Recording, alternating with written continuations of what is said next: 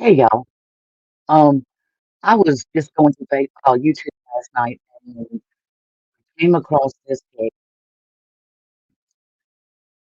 I really wanted to share this because it just really touched my heart.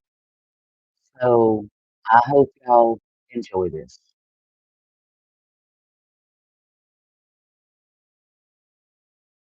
It is hard to watch, and if you're sensitive,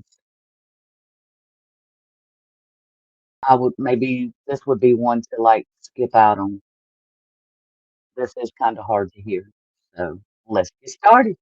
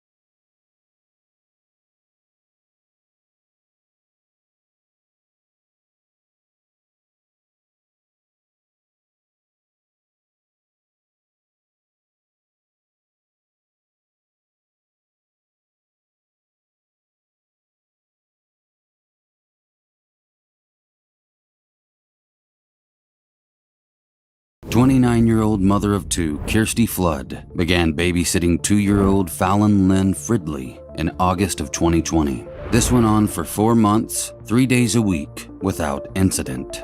But on December 9th, the nightmare began when Fallon was found unresponsive in Kirstie's care before being rushed to the hospital. Various injuries on the toddler's body led to an investigation that would send shockwaves through the local community. Crying voices laced with rage screamed in unison. Justice for Fallon. I tried to call and text Kirsty several times, and calls were going straight to voicemail. I'm Mr. Black, and this is the disturbing truth. He said, "Should we just go get her?" And I said, "No, she'll be fine." I regret that now every day. On Wednesday, December 9th of 2020, just 16 miles from Atlanta, Georgia, in a town called Sandy Springs, a typical day began for Kristen Fridley, or Chris, and her 2-year-old daughter, Fallon. The toddler was woken up at 6 a.m., dressed and given her morning snack, along with a cup of almond milk. Kristen told her daughter that she loved her and received the usual sweet reply of, You sweetheart. before Fallon and her stepfather Cameron Gant left the house. Cameron would drop Fallon off at the babysitter's house at around 6:30 a.m. before heading on to work. Chris worked as a veterinary technician for an animal rescue organization while Cameron was a landscaper. When Fallon's daycare closed during COVID, Chris's friend of about 5 years, Kirstie Flood, would look after the little girl while the couple worked. In many ways, it would have seemed like the ideal situation. Kirstie was a close, long-term friend, So close, in fact, that years prior, she helped Chris come out of a struggle with addiction. Kirstie was seemingly worthy of the trust bestowed on her, especially considering the history she and Chris shared.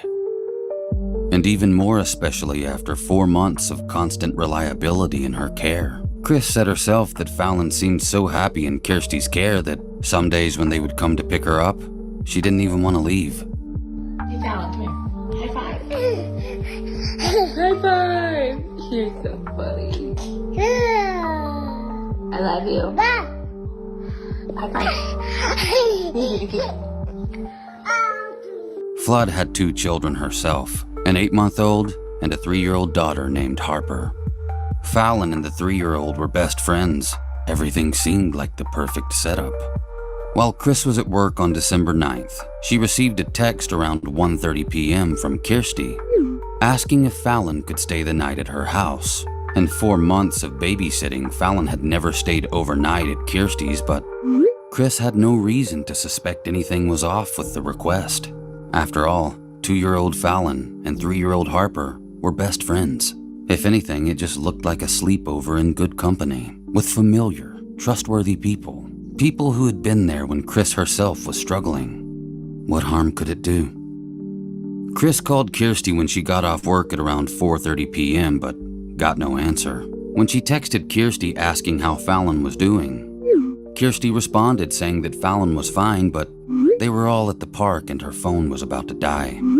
While odd, it didn't send off any immediate red flags. Later, Chris tried to call and text Kirstie several times, but all those calls went straight to voicemail.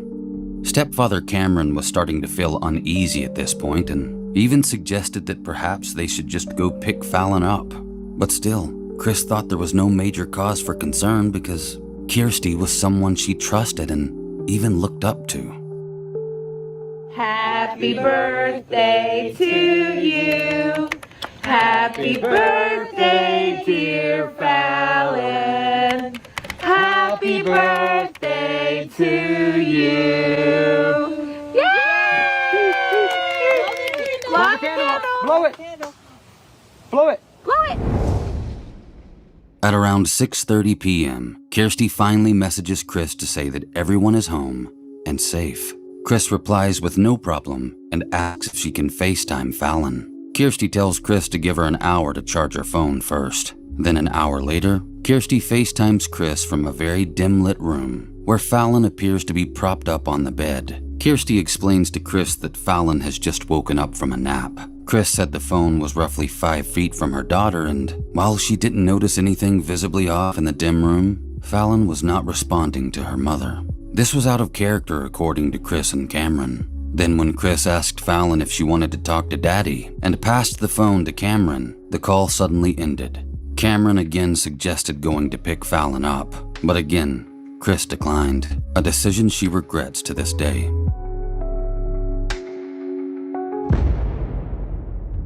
A couple of hours later, at around 9:20 p.m., Chris receives a crying phone call from a hysterical Kirstie Flood, telling her that she needs to come to Kirstie's apartment immediately. She claimed Fallon had hit her head on a slide and wasn't moving. Paramedics were already on the scene working on the little girl at this time. An officer got on the phone and asked if Chris and Cameron could meet them at the hospital.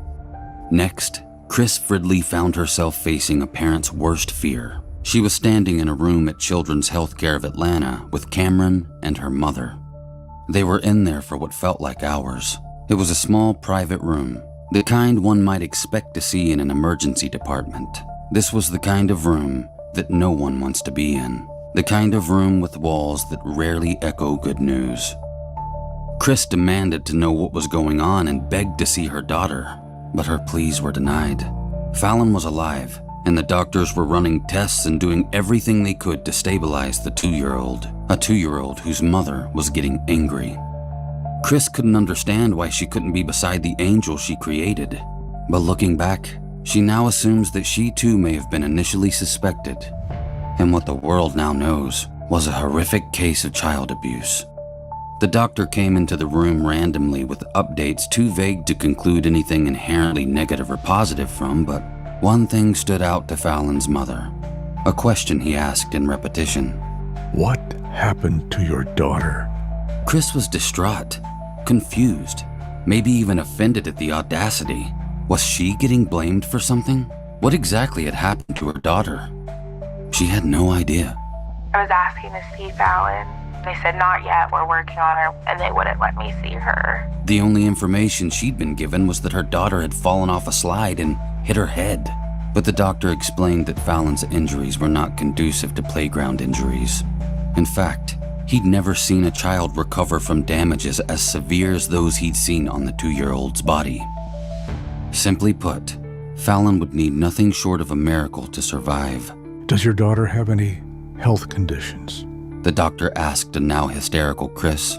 But apart from a mild heart murmur that had seemingly mended itself by the child's 2-year checkup, the answer was no, she didn't. Not that anyone was aware of, anyway. But it was clear that Fallon's injuries were nothing to do with a heart murmur. The doctor left the room again. In that moment, a calmness washed over Chris. It was as if a part of her brain shut off. Unfortunately for the family of Fallon Fridley, what Chris refers to as a sweet glaze of denial was nothing more than the calm before the storm. A few moments later, an older man entered the room and introduced himself as the chaplain. But Chris didn't want to see a chaplain. Her daughter was gonna be fine. She was offended by his presence because it alluded to a tragedy that she believed was not going to occur. The doctor said himself a miracle could save Fallon, and in her mother's mind, that's exactly what was gonna happen. That's what had to happen. When the family was moved to the PICU waiting room, they thought they were finally gonna get to see their little girl. The doctor came in and said we have her stable, but critical. So Chris and Cameron were relieved, and seeing as the PICU room had a bed in it, they began to discuss what they needed from home in order to stay overnight. But the problem was, when they were told the words stable but critical, they only heard the word stable. A new female doctor greeted them in the PICU room to discuss Fallon's condition and have the family sign off on some medical procedures. One of these procedures involved inserting a catheter into the child's leg. On the form it read, 90% chance of recovery. But the doctor's expression indicated that sadly, this was not the case for Fallon. 90% was only relative to the success of the procedure itself, not the little girl's chance of survival. Fallon had immense internal bleeding, zero brain activity, and her heart was only working because of the medication she was being given. If it wasn't for medical intervention, the 2-year-old wouldn't be breathing. But as far as Chris was concerned, a miracle could still occur. Her daughter wasn't dead if her heart was still beating. No matter what they told her, there was still hope. If Fallon was alive, she could pull through. But as much as Kirstie Flood couldn't accept the information she was given, she was about to have to face the truth of the matter. As a cold blue was called to the doctor that stood before her, Chris's life would forever change with 5 simple words. Her heart stopped beating again. After the family was asked to follow the doctor out of the room and down the hall, they were led into another room where they finally got to see their baby girl. But it wasn't how any parent should ever have to see their child. It was a total nightmare. The family watched in horror as so many doctors tried to keep Fallon alive. Chest compression after chest compression after chest compression. I can't imagine the trauma that a parent would face witnessing something like that. The doctor informed the family that they would have to make the call soon. If they didn't, they'd only be doing more harm than good. Chris began to scream and beg for them to save her daughter's life. She said her legs gave out and she almost hit the floor, but someone caught her. She was hysterical, as anyone would be.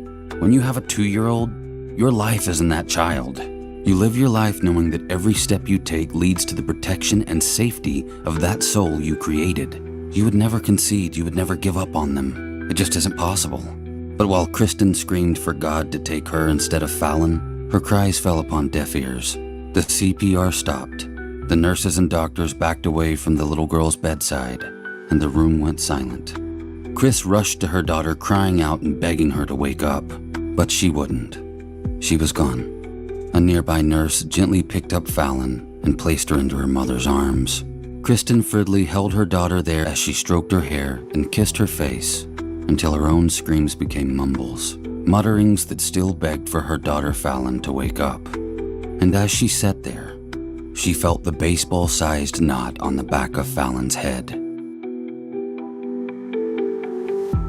At 1:18, they let me hold her, and I could just feel the back of her head, how swollen it was, and her body was purple. She didn't look like my Fallon, and I probably stayed there with her for an hour just holding her.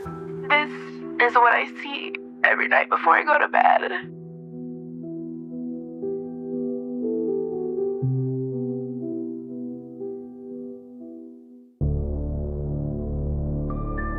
Fallon Lynn Fridley died on December 10th, 2020, in a hospital with the people who loved her the most right by her side.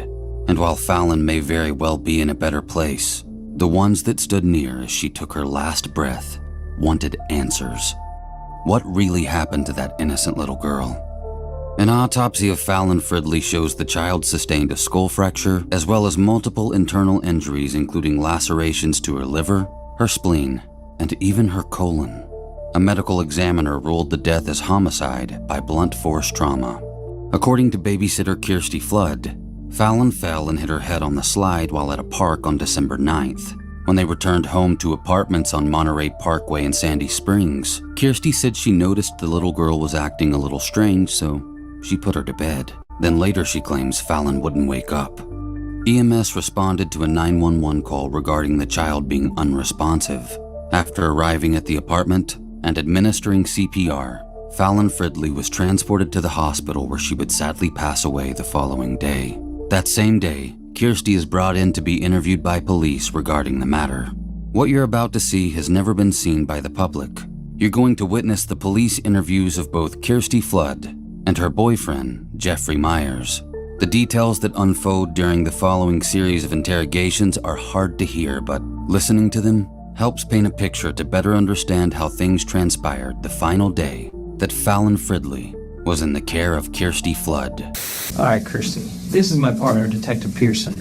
Hello, Mr. Pearson. Hello. You doing late up? I think it's so stuck being here. Yeah, I'm already out. I'm always hot 10 in the morning and still thirsty. Yeah. So. Gotcha. Well, it's hard because, like, right now we're in the weather where you can get cold. You can wear a sweatshirt and shorts at the same time. Yeah, it's so jacked up right now. Sorry, my notes are all jacked up right now because it's been one of those days, unfortunately. Get that. Sorry. After the officers introduce themselves to Kirstie, the leading detective preps his notes to begin questioning. Kirstie asks if he's met Fallon's mother. See, you met her mom? What's that? You met her mom? I did, yeah. How's she doing? She's obviously upset. I mean, I don't think there's any way to not be right now, not be upset. But she's obsessed. I met Cameron? Cameron, met him as too. I reserve judgment, because that's what I do. Yeah. Bleeding down and tell. Well, ma'am, what I'm so I'm coming in, like when you see me walking in late, that means I have absolutely no idea, or I really don't know what's going on. So can you tell me what happened to catch me up? Because again, that's why I'm not asking any questions, because I don't know exactly what's happening. So I just wanted to hear your side. You guys talk already? No, actually, They came in late, so I've been so busy at the hospital and doing other things that I haven't even talked to him yet. Okay, can I ask you one question? Mm-hmm. How come they did this so fast? Did what so fast? Just let her go. What do you mean, let her go? They won't let her fight. She's still at the hospital. She's okay. I mean, she's not doing okay, but she's still at the hospital. She's okay. Like I said, well, she's not doing good. But she can't be okay. I don't know. She still have a heartbeat. Heart still beating. But God Still beating. God has a plan then. It seems like the detective is caught off guard by the fact that Kirstie is unaware that Fallon has died. This may alter how he initially planned to conduct his questioning going forward. If you have a heartbeat, you have the chance. Yeah, her heart is still beating. Thank God. Thank God. Thank God. And Kirstie, I don't think... What did I do? They could tell me she was gone. And who said that?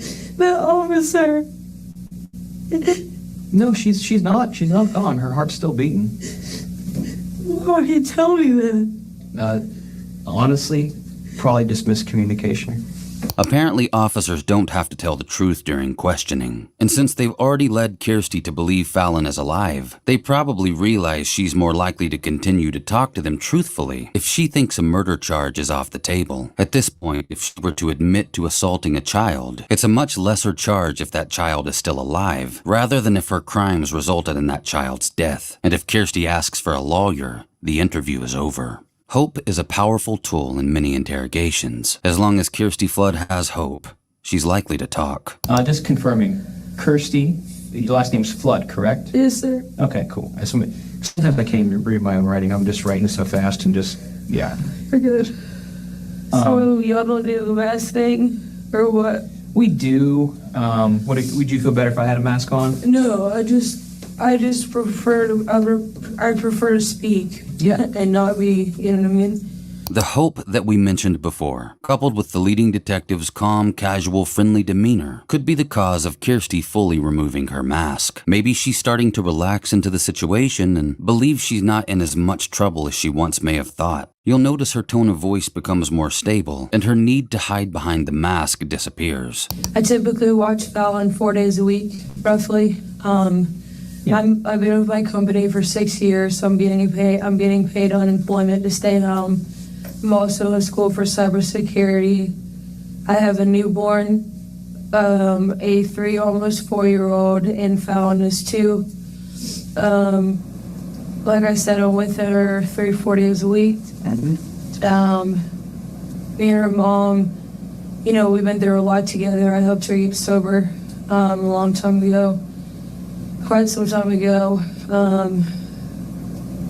I was reached out to saying that she was homeless and, you know, strung out and, you know, she wouldn't listen to anybody. And I was just like that one person that kind of just like spoke to her, that she listened to, right? So I took her to detox. Fast forward.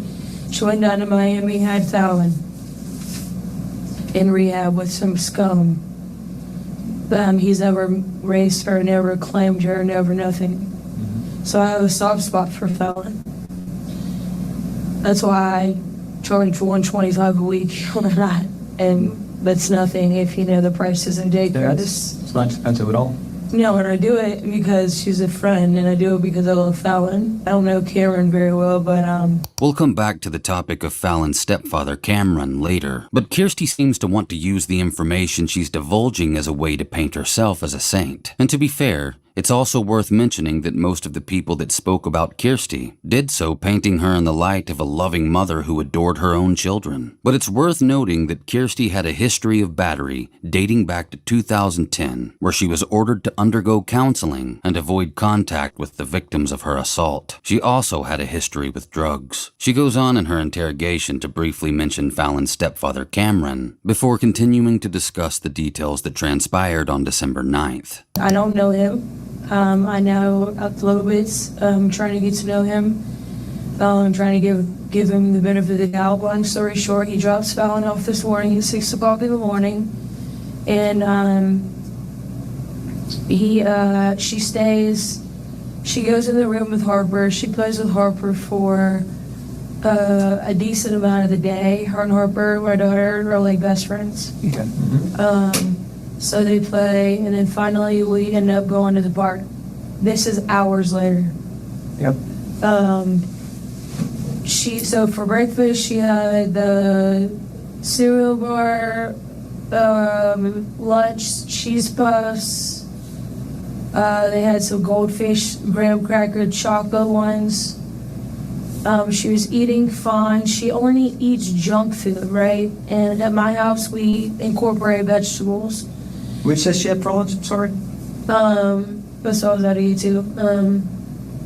I'm trying to keep up with you. You said cereal bar for breakfast and Cereal bar for breakfast, and then she had goldfish, cookie, the chocolate ones. And then she had cheese puffs.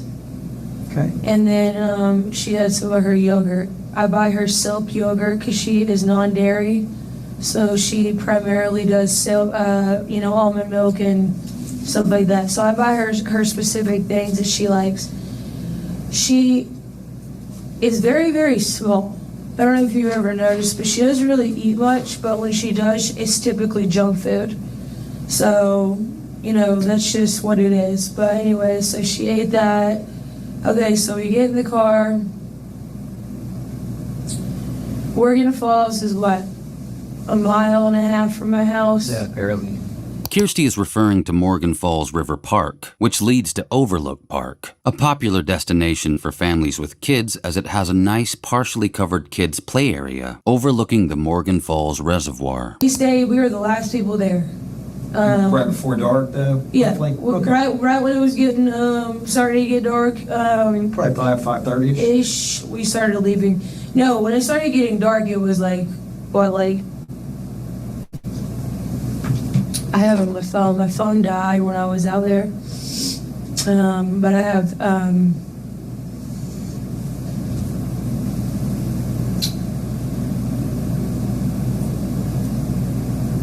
4:26. How's my girl?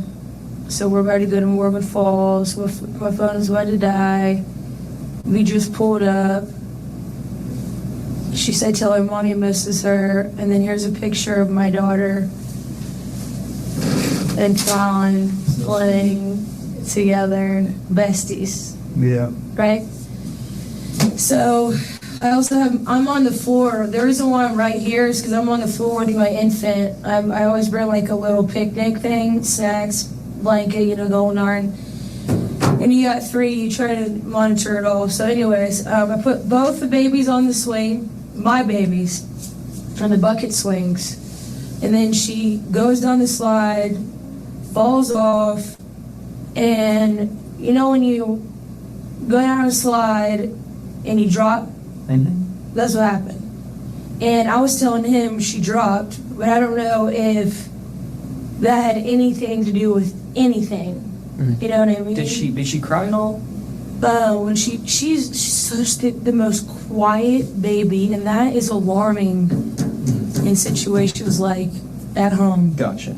Kirstie has just admitted that Fallon is a very quiet child. If detectives were wondering if maybe the child had behavior problems and an adult lost control while dealing with that through abusive discipline, well, Kirstie just ruled that out. The detective peering off into space and reaching for the back of his head may indicate a restructuring of questioning strategy. It's clear that letting Kirstie speak is the most optimal thing he can do right now. And that is what has been an issue for me, but you can't go to a mother and say, "Hey,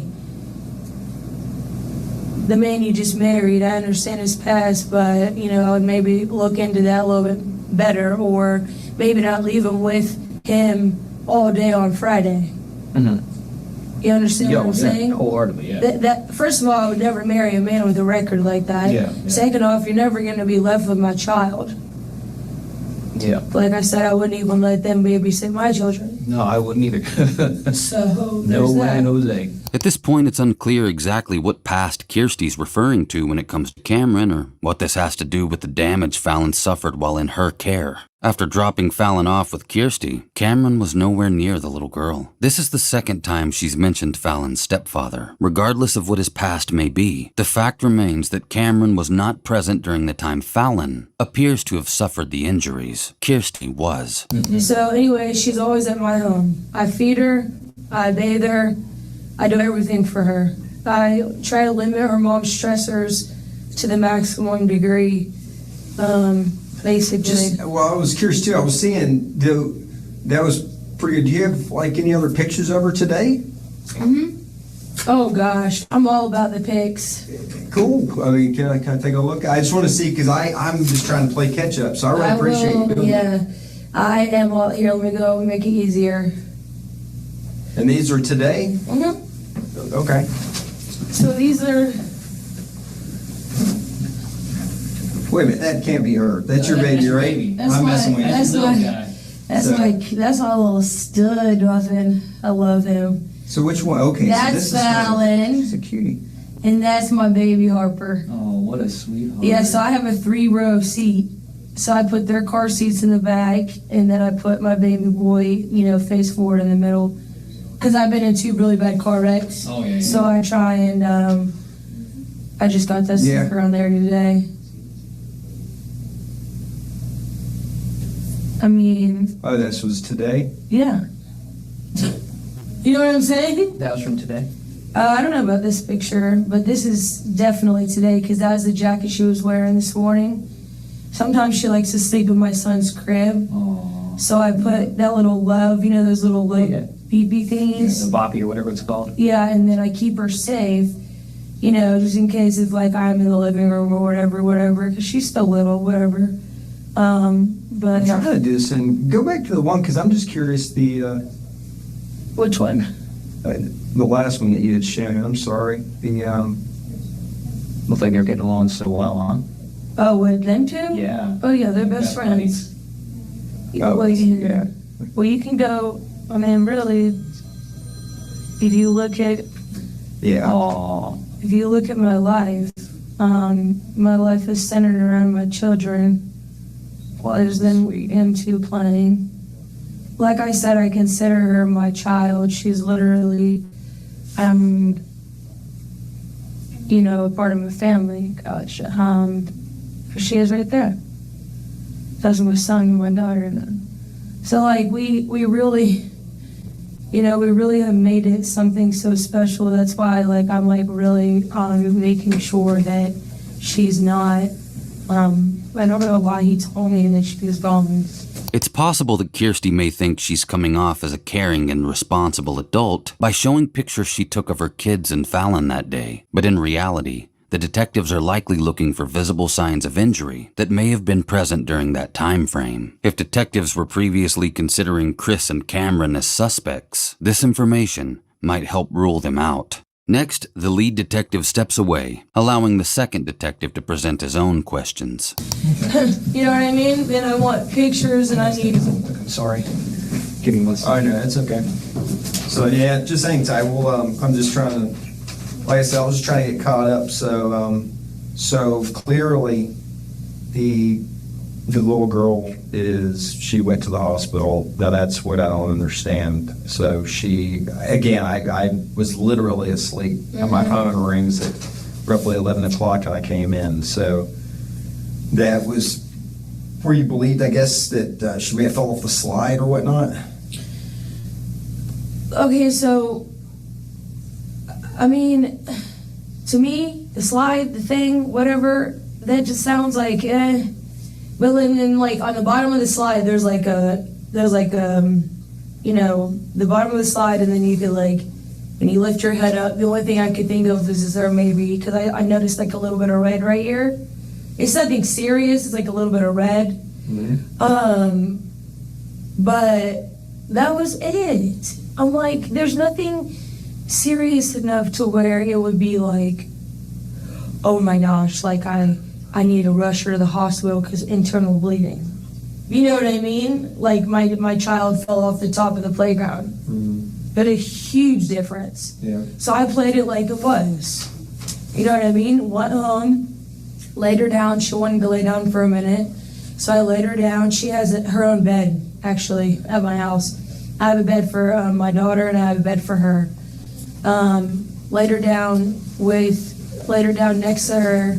And then cooked dinner. I put mac and cheese and vegetables. Was she playing at the house when I got back? Was she okay then? She was playing for like a second, and then when she wanted to go lay down. So in my daughter's room, she has a TV. She has all this stuff that they just love. So that's like the little spot, and then they have a playroom too. She went and laid down, and then just for a minute, and then I was like, Fallon, are you hungry? You want dinner?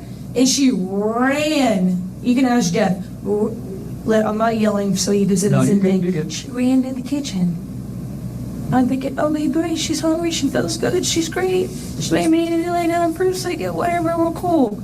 And then doesn't eat. And I'm thinking, oh, that's weird. You know what I mean? You were just so hungry. I'm not giving you candy.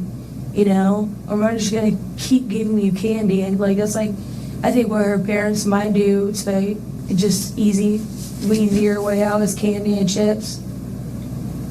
Just to make it easy, just to get the food in them. Yeah, I get it. And I'm It's overweight. not great parenting, but hey. No, I get it too, but I'm overweight and I don't want to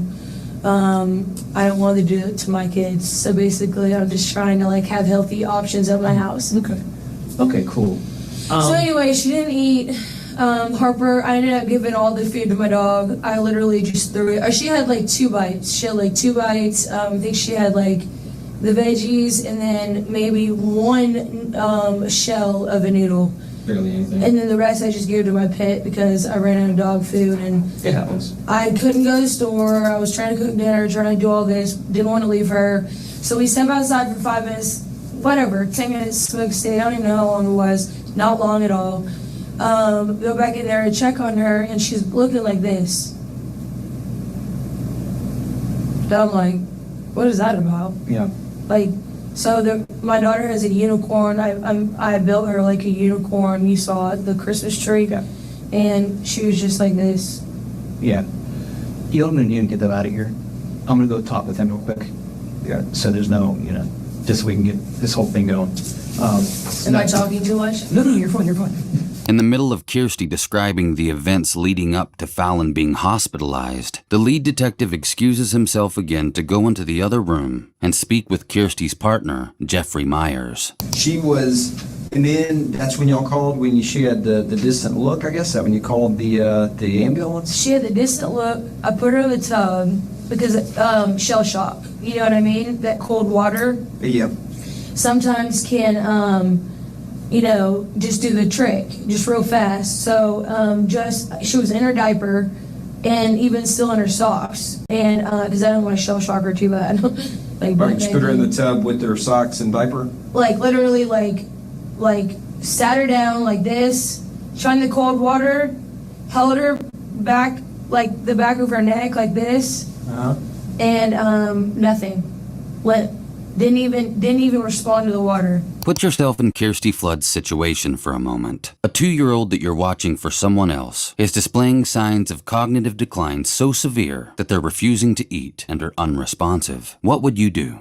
You'd likely call for help immediately. What kind of person runs a cold bath to submerge an unresponsive 2-year-old child in it in their diaper and socks? Shell shock is a term that started being used during World War I to describe a type of PTSD some soldiers experienced at war. This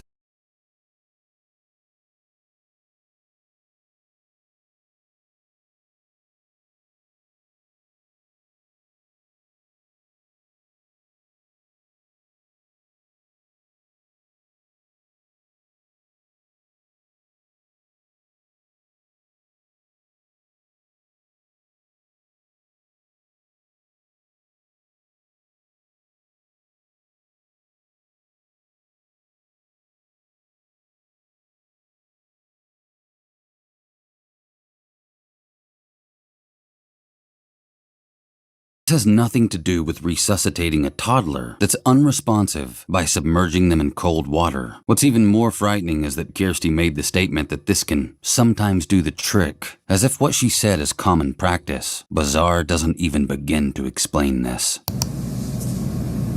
So she just lost consciousness? Yeah. You're saying that after she had fallen in at the park, that Well, her dad just told me he had the flu yesterday. Or on Monday. Okay. And she's been sick. Okay. And so I say that to say she's been sick because she got my 8-month-old son sick, my daughter sick, all of us sick. You know how that goes. Yeah. And that was a couple weeks ago, but they said it was a sinus infection. And then on Monday he calls me. I don't watch her on Mondays. Calls me around 8 in the morning or whatever. He's like, hey, can you watch Fallon? I need to go to the hospital. I feel like I have, or I feel like I'm super sick, and then apparently he had the flu. And then he drops her back off at my house, and I'm just thinking I don't even know. You know what I mean? I just wouldn't do that. We don't think the same. Yeah. This woman. He's also on methadone. So, he, no judgment at all, but I just know that your mental state, if you're on methadone every single day, is not going to be the same as it would be if you weren't. Yeah. Methadone is a synthetic heroin. They need to take that off the street. I don't know why the doctors still give that out. Yeah. You know what I mean? If Kirstie's assertion that Cameron has been prescribed methadone by a doctor is correct, it's likely to help him deal with coming clean off an addiction to opioids. Methadone helps reduce withdrawal symptoms that can be dangerous and even life-threatening. If used correctly under a doctor's supervision and not abused, this is a good way to get your life back under control. Kirstie still seems set on painting Cameron as a bad guy, but she's doing a poor job of it. And again, whether or not he is, still doesn't explain what happened to Fallon. Okay, so, well, basically, now I think I'm more clear at least. So when the kid, when she had basically, I guess, fallen off the swing there at the park, she was, talking and doing her thing back at the house as far as she would go. She wanted to go to sleep and that kind of thing, so she was... The weird thing is that she wanted to go to sleep. Okay. Do you know what I mean? Yeah, but I mean, she was communicating with you, right? I mean, she was just walking and things like that. Yeah. It's perfectly normal for a 2-year-old little girl who initially woke up at 6 a.m. and has been playing all day to need a nap at some point. I don't need to look up any professional advice to attest to this because I have a 2-year-old who often naps in the afternoon, especially if the day has been an active one. For example, playing at the park. I guess, from what I'm understanding, the kid is pretty ill, to this point, but that's what we're trying to find out. I mean, you're saying that if she may have taken a little tumble off of a slide, but yet she was still walking, doing things, then went to sleep for a little bit, and then you came and saw her later. I'm trying to go up what you're telling me. She always has, And she just had like a distant look about her, and then now at what point did it go from that to, oh crap, put her and she's unresponsive in the tub? Have you ever seen a kid do that? Do what? This. I mean, looking to the left or right? No, literally looking at you and then just go like this. And then just stop and not look back. Okay. So you're saying she looked either left or right, one of the two sides, but just kind of looked up, and that was it. That freaked me out right there. I was like, okay, that's weird. To me, that just screams like, I don't know. I don't even know. But I know that that's something I'm unfamiliar with. And being a mother, if I'm not familiar with it, just like the CPR thing, that's why we call the ambulance, because I'm not certified and I'm not going to risk someone's life trying to give CPR if I don't know how to do it correctly.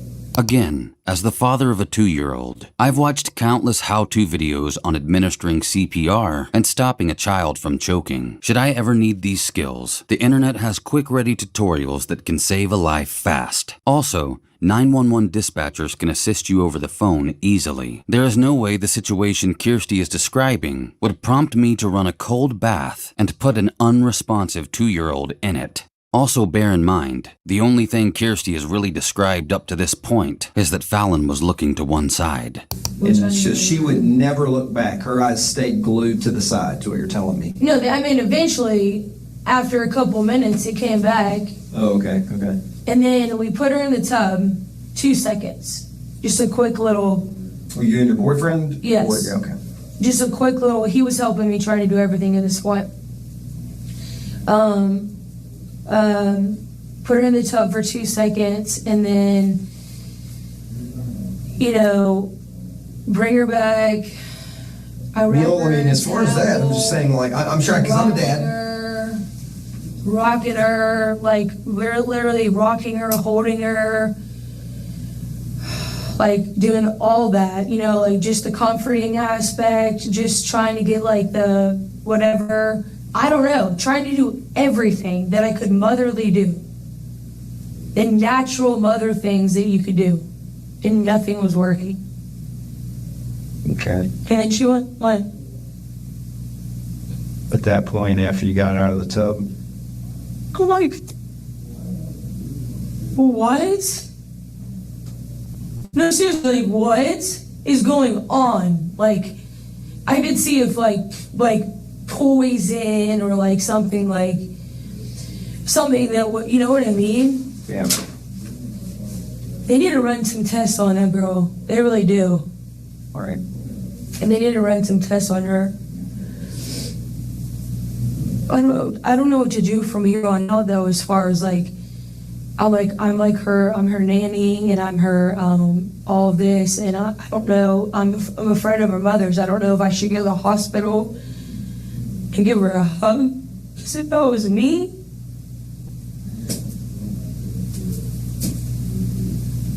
The situation is way past hugs, and listening to Kirstie continually try to convince the officer that she's a great person who cares about Fallon is getting exhausting. When the lead detective returns, it's obvious that he's had enough and he's no longer playing Kirstie's game. He wants answers, and he asserts to Kirstie that he believes she has them. It's time for them to strip away that hope they gave her earlier in the interview.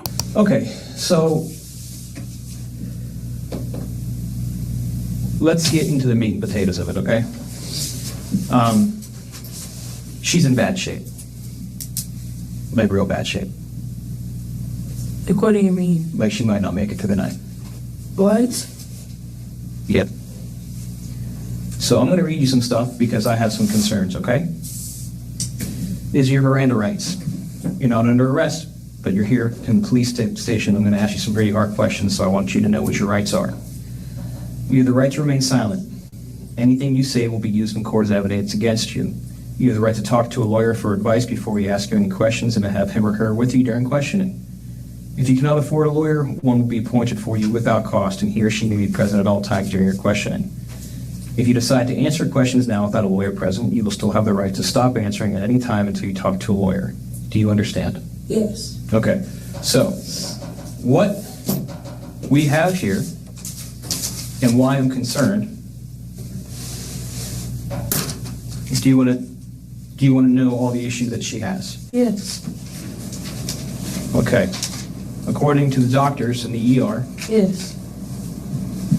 she has a skull fracture. A what? A skull fracture. Her brain is swollen and bleeding.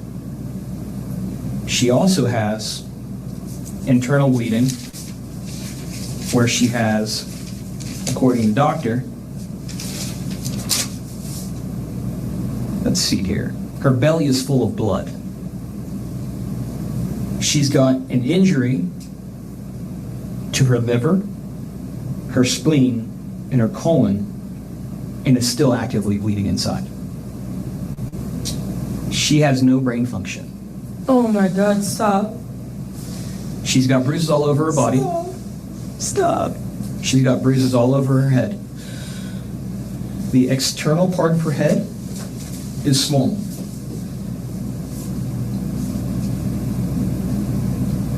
She has bruises literally all around her head. I can show you pictures. So that picture you showed me just a few minutes ago, she doesn't look like that right now.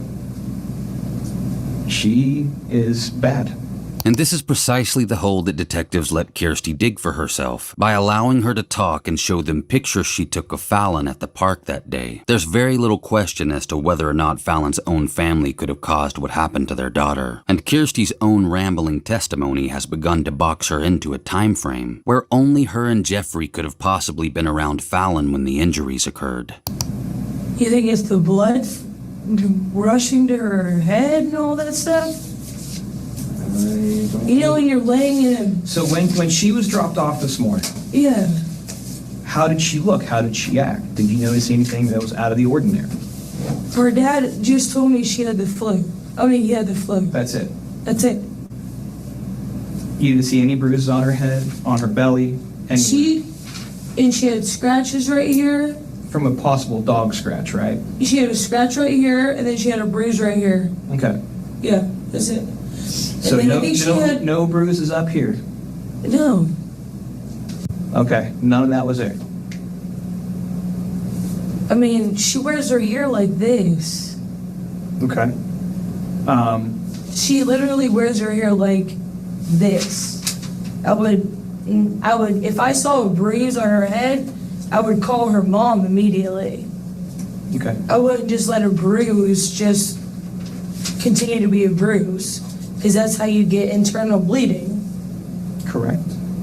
That's exactly how that happens. Okay. And she's bleeding internally because she's got injuries to her spleen, colon, liver. And from what you told me, the only thing that happened to her today was the fall off the slide at Morgan Falls Park, where that ground is soft and squishy and bouncy. Because they made it that way so kids don't technically get hurt when they fall. Right. The injuries that this child has, according to the doctor, are acute, which means they have just recently happened. There was absolutely no way that just happened.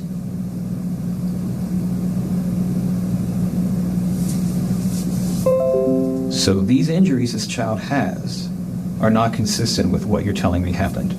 The injuries this child has are from some severe abuse or injury. How long have you had her today? Just as a point of reference? Oh my, I can't even believe. How exactly? How would that even have happened? You tell me, because we weren't there. Were you the only one with the child today? I was around a bunch of people at the park. No, when did you get The child, today? were you caring for the child by yourself today? I always care for her by myself, always. Okay. Every day. There's never been an issue, ever. And what time today did you get her? Or yesterday now? I 6 guess. o'clock in the morning. Oh, you had her all day long? Yeah. Okay.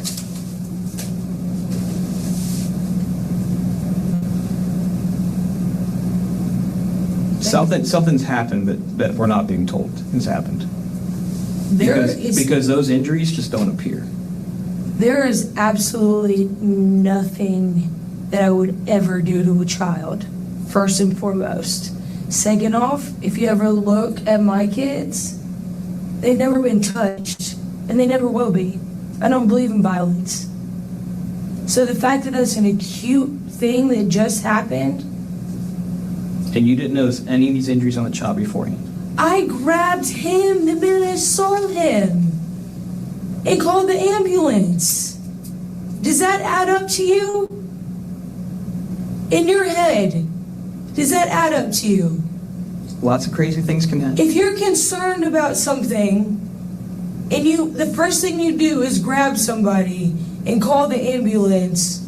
Kirstie makes it sound like she was so concerned with Fallon's condition that the first thing she did was ask Jeff for help and then call an ambulance. But she'd already admitted to running a cold bath in which she submerged an unresponsive toddler before holding her and rocking her. This was all seemingly before she called for help. Either Kirstie wasn't that concerned with the child's well-being, or her concerns were more deeply invested elsewhere. Kirstie doesn't see what the detectives don't understand about her side of the story. I don't understand where there would be a confusion about that. Well, the confusion is the kid has injuries, severe injuries that she might not make it through the night, that we're saying just appeared out of nowhere. How is that not confusing? No, that is extremely confusing, and the only thing that I could even think of is if she tripped walking with Harper on cement. That's it. Those injuries Or minute, right? They're minute. Those are little. No, the injuries she has are not little. No, that's what I'm saying. So her tripping and falling would not cause those injuries. Her skull's broken. Her skull is fractured. I don't even understand. Did Jeffrey do something? Absolutely not. So tell me how this happened. Neither of us are violent people. Basically, if you've got the kid, the reason I'm asking, from 6 in the morning, right? Yeah. The baby at 6 roughly, almost 24 hours ago, because we're almost working on 2 in the morning. A child with a fractured skull is not going to just make it through the day and then just decide by the end of the afternoon that she's sick. Because you're saying during the whole day she's doing fine, everything's great, nothing's going on. All of a sudden at dinner time, she starts acting weird. That's what doesn't make sense to us. Because the fracture. Her and Harper played in the room all day long. I had that in a text message. Okay. And that's exactly what I said. Yes, and I watched my son. I also have live footage in my home. Okay. Do you have access to that? I do. Okay. What's it recorded on? Wise. Wise. Okay, I don't know that one. It's WYZE. The fact that she has all of that is heartbreaking, but the fact that any of that would ever happen under my watch in my life, it would never happen. So this Wise recording you have, Yep. is it through an app or is it actually hard recorded like a DVR or something? It's through an app. Through an app. Yes. Okay. How do we get access to that? I have an SD card I could find for you probably. Like, in it, I could pull it out. It's basically the whole, let me see. What you looking at? I'm going back. It is the 9th, right? It is now the 10th. Right now, as we speak, but yesterday was Yeah. Kirstie searches her phone for the cloud-stored video feed from the camera system in her house. When detectives realize that she's pulling up video that could be used as evidence, they likely move over to monitor the situation to make sure nothing gets deleted. And nothing seems out of ordinary on the camera, but when Kirstie's phone dies, the detective leaves to get a charger for it. I can get a charger. I can get a charger, all right. We gotta keep that charged. While the detective is out of the room, Kirstie appears to be nothing shy of defeated. It's clear the questioning is not going her way, and it seems like it's taking a toll on her. When the detective turns with the charger, Kirstie asserts that she needs to go soon because of her kids. Is that the right one for it? Yeah. Thanks. Try to over yourself here. You need it charged up. I gotta go soon because my kids. While she's not under arrest, she has been read her rights and detained, which means she's not free to leave at this time. The detective will continue to let her think she's there on her own free will for now, in order to keep Kirstie talking and let that phone charge. It's clear he thinks he's onto something. Yeah. So, has she ever come to your house? Like, did you ever suspect it other than? Like, I saw,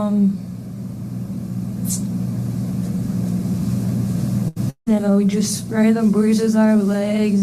See, the thing about Harper is that, The kids get those things. is exactly what I said. Harper would have them everywhere. If someone were to look, they'd be like, what? This kid is clumsy, you know what I mean? I'm not worried about the ones on her legs or like on her elbows because it happens. The head thing. Well, that, and also she got bruises all in her abdomen where she bleed. How does that even happen? Someone has to abuse that kid pretty hard. That doesn't even make sense to me how that would even happen. Especially in the situation, like, first of all, she pretty much lives in my house. She doesn't sleep there, but she's there every single day. Never had any issues ever.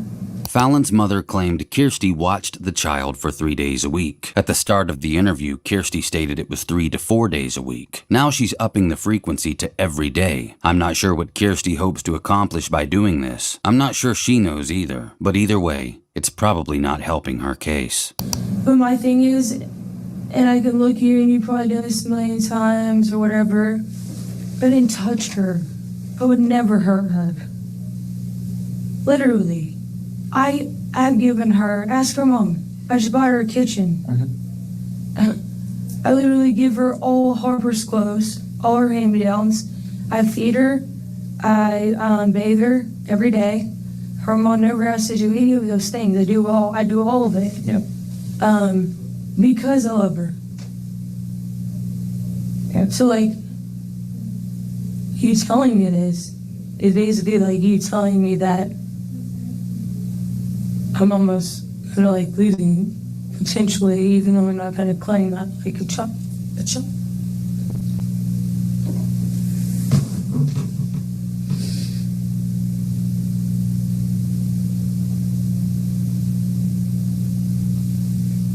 Kirstie has not been accused of any crimes so far, but since the start of the interview, she's been desperately hell-bent on convincing the detective that she's nonviolent and would never hurt Fallon. Her constantly defending herself in this way is red flag city. It's difficult, and I know sometimes it's easy just to lose your cool and things happen, and I get it.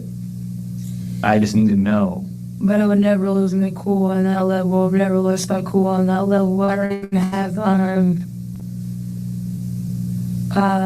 that type of hatred in my heart. I don't think it's a hatred thing. I think maybe things just get out of hand.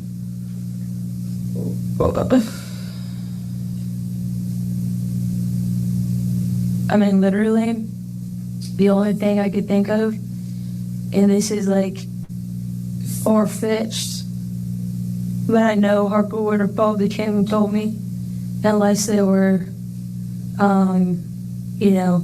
just playing and Harper just kind of played big sister and handled it herself or whatever, but,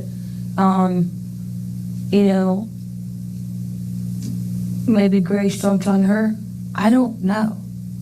Grace is Kirstie's pit bull dog. She has so far attempted to potentially aim blame at Fallon's stepfather, a playground slide, possibly someone random at the park, and now finally, her dog. And the only thing is that I could think of is that in the hallway, vinyl, it's vinyl, it's shit.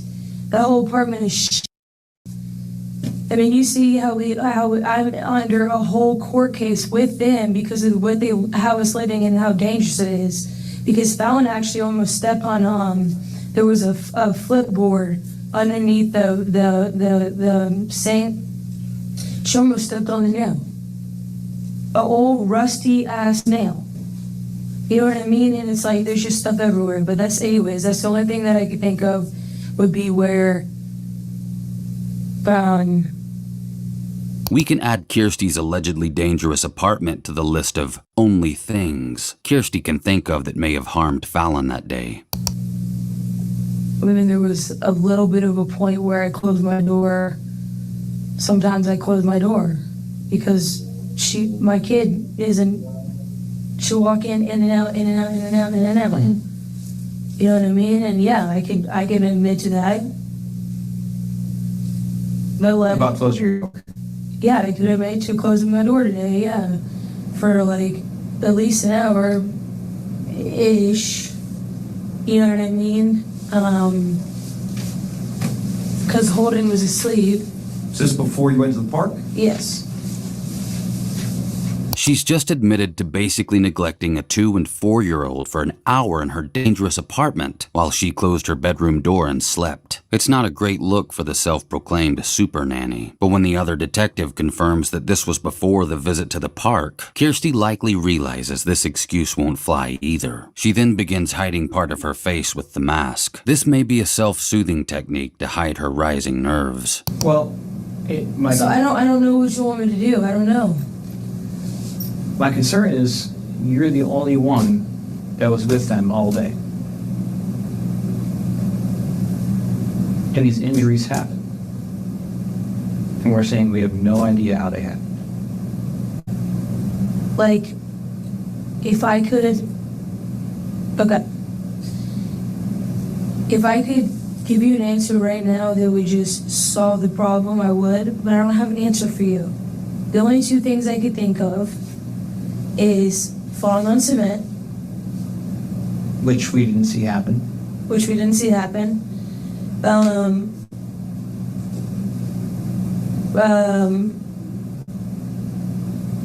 Grace, like that.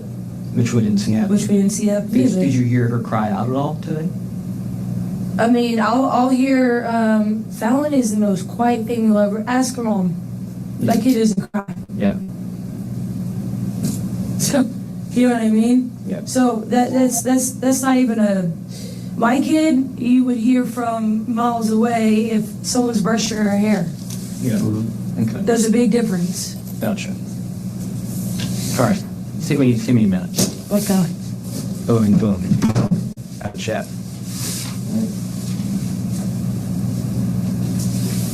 So anything, are you good on your, you good on the drink right now? So, anything else? But I need to get my kids, but yeah. All right. Well, just hang tight for 1 second. We'll see where we're at. All right, thanks. It feels odd to me that detectives left Kirstie in the room alone with her phone that may have evidence on it. They may not have the right to take it from her yet, but I feel like the right thing to do would be to monitor her while she's detained and in possession of the device, but that's just my opinion. It's possible they were still under the assumption that the phone was charging. Either way, with the detectives out of the room, Kirstie is frantically texting someone. When the detectives return, Kirstie finds a spot in the video feed from the cameras in her house that shows Fallon at about 7:56 p.m. She seems to think this supports that what she's been telling the detectives is true, but in reality, it just further serves to vindicate Fallon's parents or a possible stranger at the park. It also brings Kirstie's playground slide theory into question. Okay, has it charged up? A little bit. Can you see if you can pull up the camera again? She's saying she wants me to come back and get the kids, so I have to go soon. This is from Y. It's W-Y. The CME. Now, does it download the video to the SD card, or does it just go up to the cloud like the app? Man? The video for the camera. Sorry, I just lost my man You see? here. The pyramids. How can I get a copy of the video? That's holding. Right there. Okay. In the little jumper. That's Fallon. Looks like right there. Where's Fallon at? Someone just gave him a kiss. Let's go to the lows. There we go. Where should go? There, thank God. Can you see her being normal? Ocean? Did you just see that? Go back. Ghost. No, I think it's just things floating around. No, it was ghost. It was some flyer mob or It something. was, okay.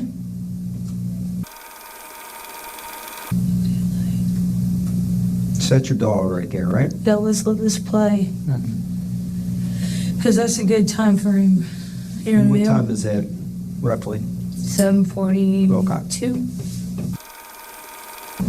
There's me. And here she is. Making plates. And there goes Fallon. Give her a hug. Yep, see, I told you. All is well, I'm telling you.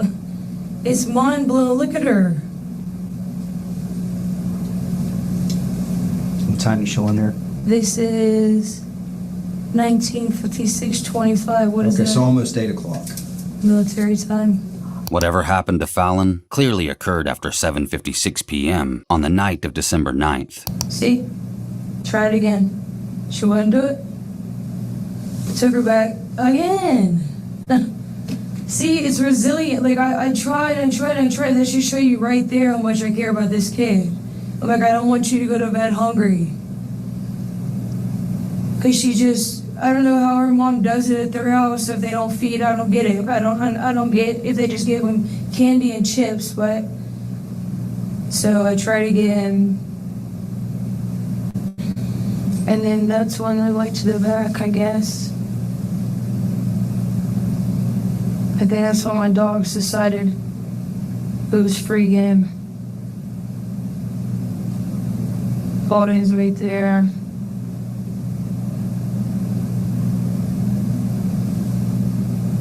That's when me and him both went to the back to check on her. Because I was like, she's looking kind of weird. She's not eating. She's, you know what I mean? And then he suggested the bathroom real fast. And then I got her in a Moana towel, and I literally just rocked her, and rocked her, and rocked her, and rocked her. And then I started freaking out. My mother instinct started kicking in. I was like, something's not right. Something's all right. You know what I mean? And then that's when we called the ambulance. Kirstie goes on to explain that she tried to get Fallon to eat several times and she wouldn't. She also tells detectives that Fallon's mother had been on FaceTime to Fallon until Kirstie's phone died. Right after that, Chris called Jeffrey's phone. This was all after 8:10 p.m. The 911 call was placed at 8:59 p.m. It's sad to think that Kirstie Fridley may have just spoken to her daughter right before things got really bad. You don't think that she was like, I don't know, I'm just trying to think about, like, different scenarios maybe, that she was laying there for a little bit and like Grace stepped on her. I don't think a dog stepping on him would fracture her skull. I don't either.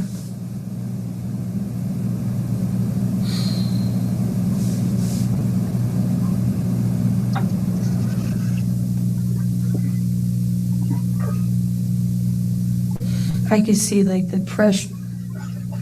You know what I mean? But Scratches and But there's not really any scratches on her after.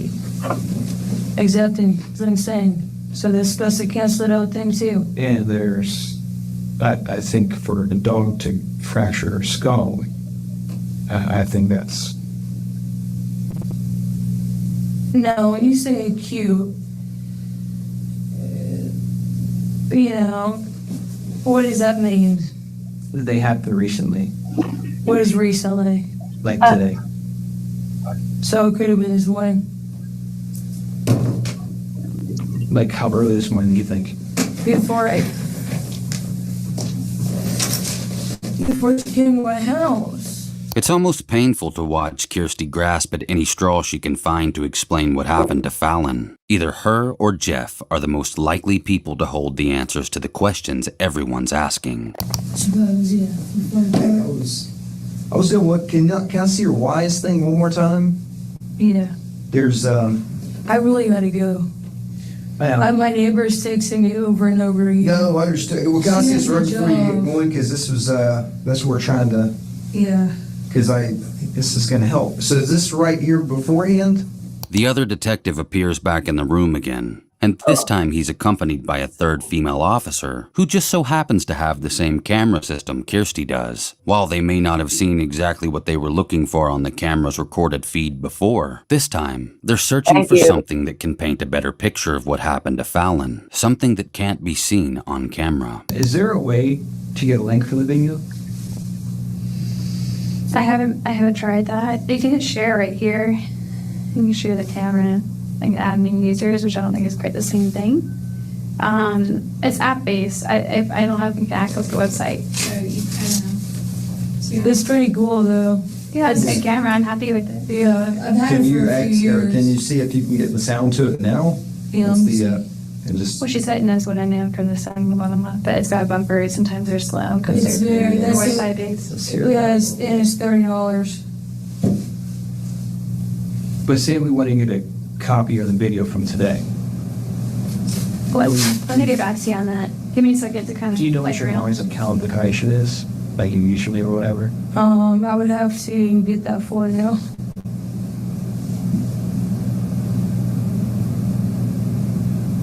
Here, I just showed you the full video. Yeah, but I don't want you accessing that way you could like literally watch me at any time. Well, all I want is from the time, like from 6 a.m. until, I just showed you the whole thing. well, we saw part of it, but when we're scrolling through, it's choppy for not actually being able to watch the whole thing. You hear what I'm saying? We just did this.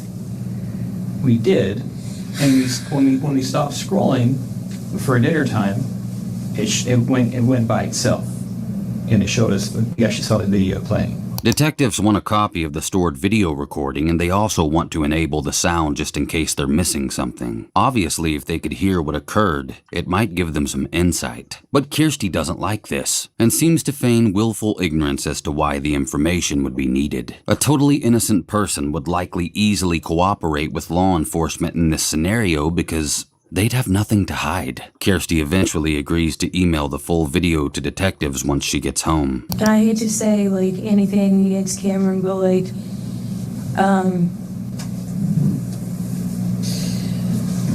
a father, right? Okay.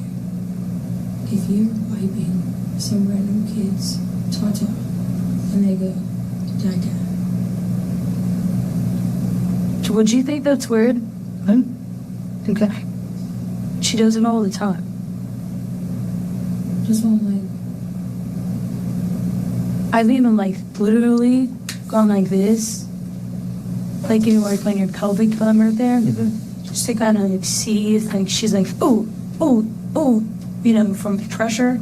So today, did she wear a diaper or is she potty trained? She wears diapers. Okay. I buy all of her diapers. So when you changed her today, did you notice any kind of bruising down there at all? No.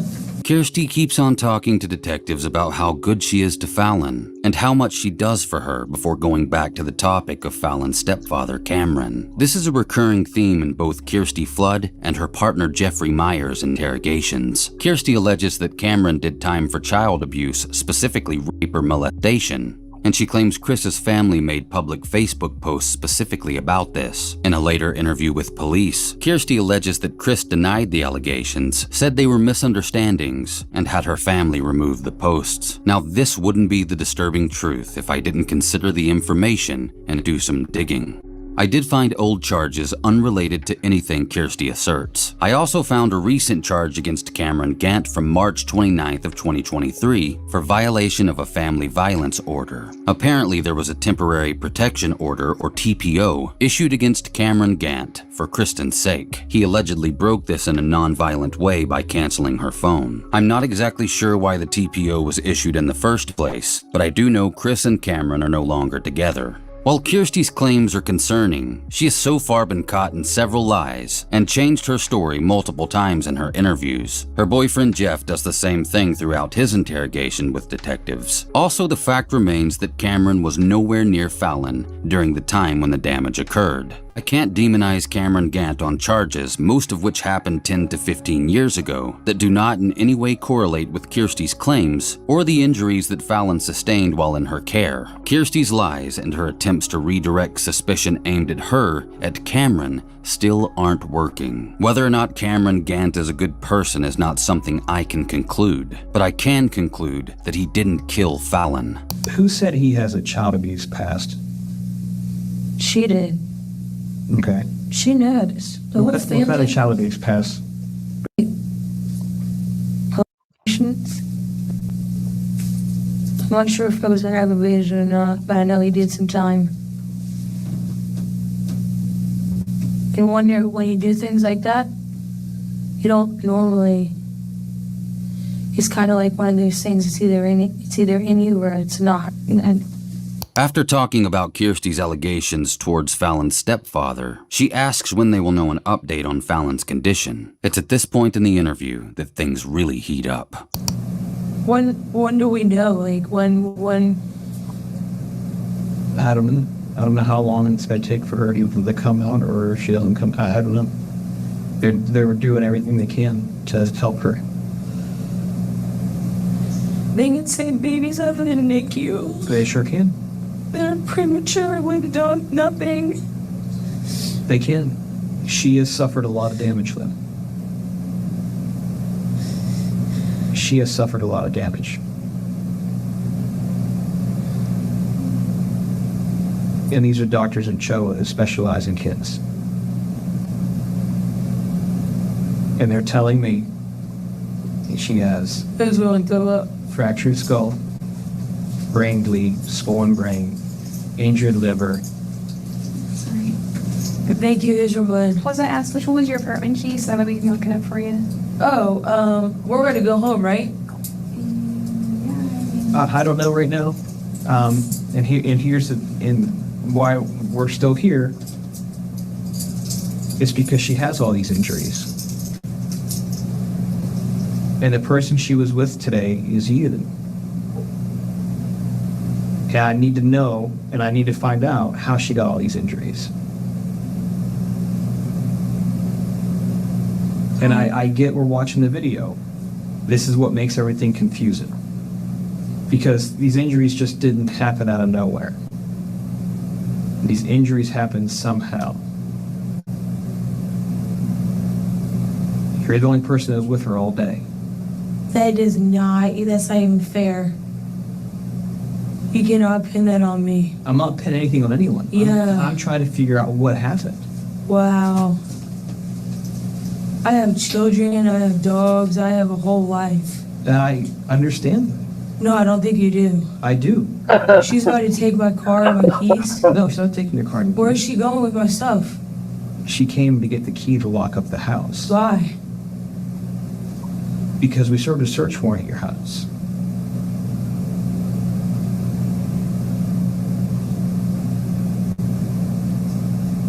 For what?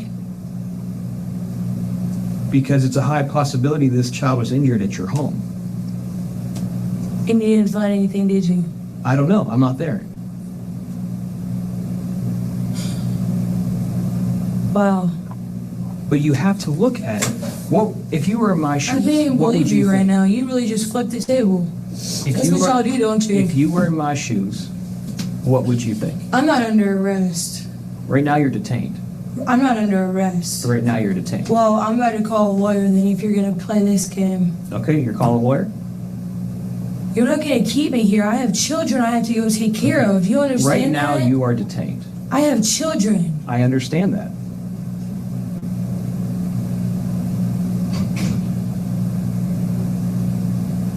Where's Jeff? He's over there. He's in the other room. So, what are you saying? I'm trying to figure out who hurt this child. Neither of us hurt this child. Maybe you should How did this child get injured then? I don't know how She was with you You all just day. saw videos of her running around and fine. What else And do I you get that that video doesn't need? show the whole other part of the house.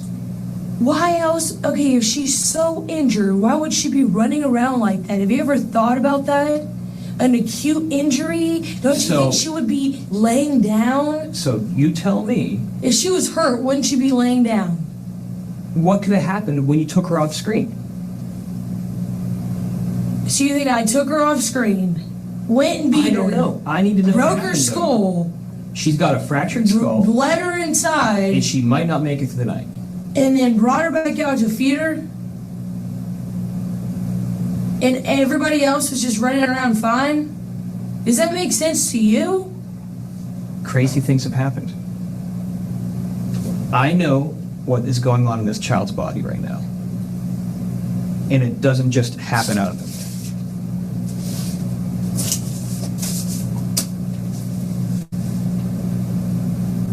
You're saying that she got to your house, she was fine this morning.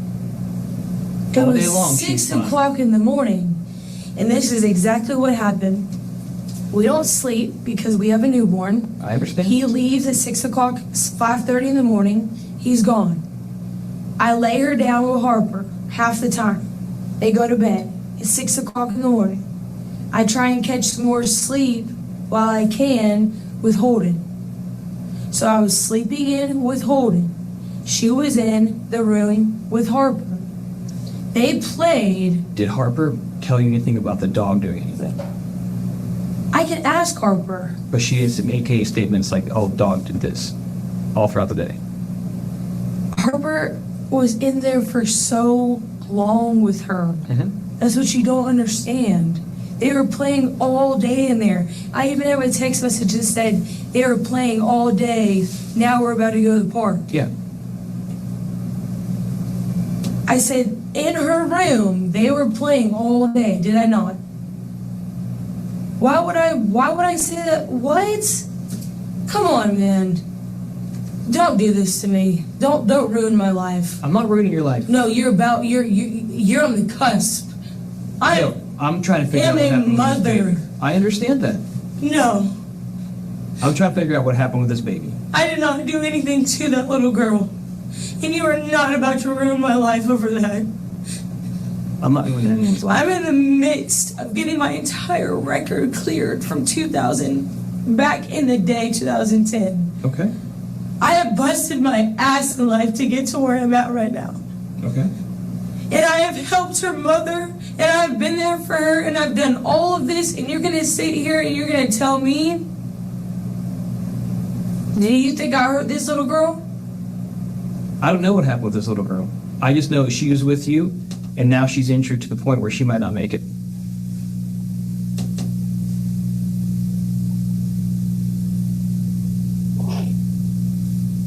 We were also at a playground. They were also in the room. Do you understand that things happen in little girls that don't cry and don't talk, don't say anything? Do you understand The massive amount of trauma that this child has sustained internal. Would mean what? That she was hurt really bad. How? You tell me, I wasn't there. How would? Do you see bruises? On the baby? Yes. I only saw that and that. Where did you see them? Where are the pictures? All over her head. You want to see the picture of the baby? All over her head. No, I don't, because it's gonna make me sad. Are you sure? Because I can show you. Do you want to see? Yeah, go ahead.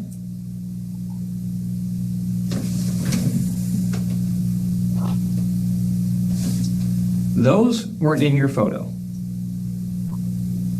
That's blood.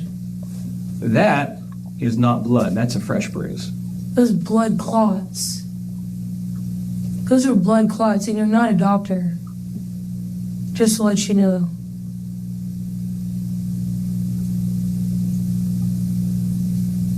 Exactly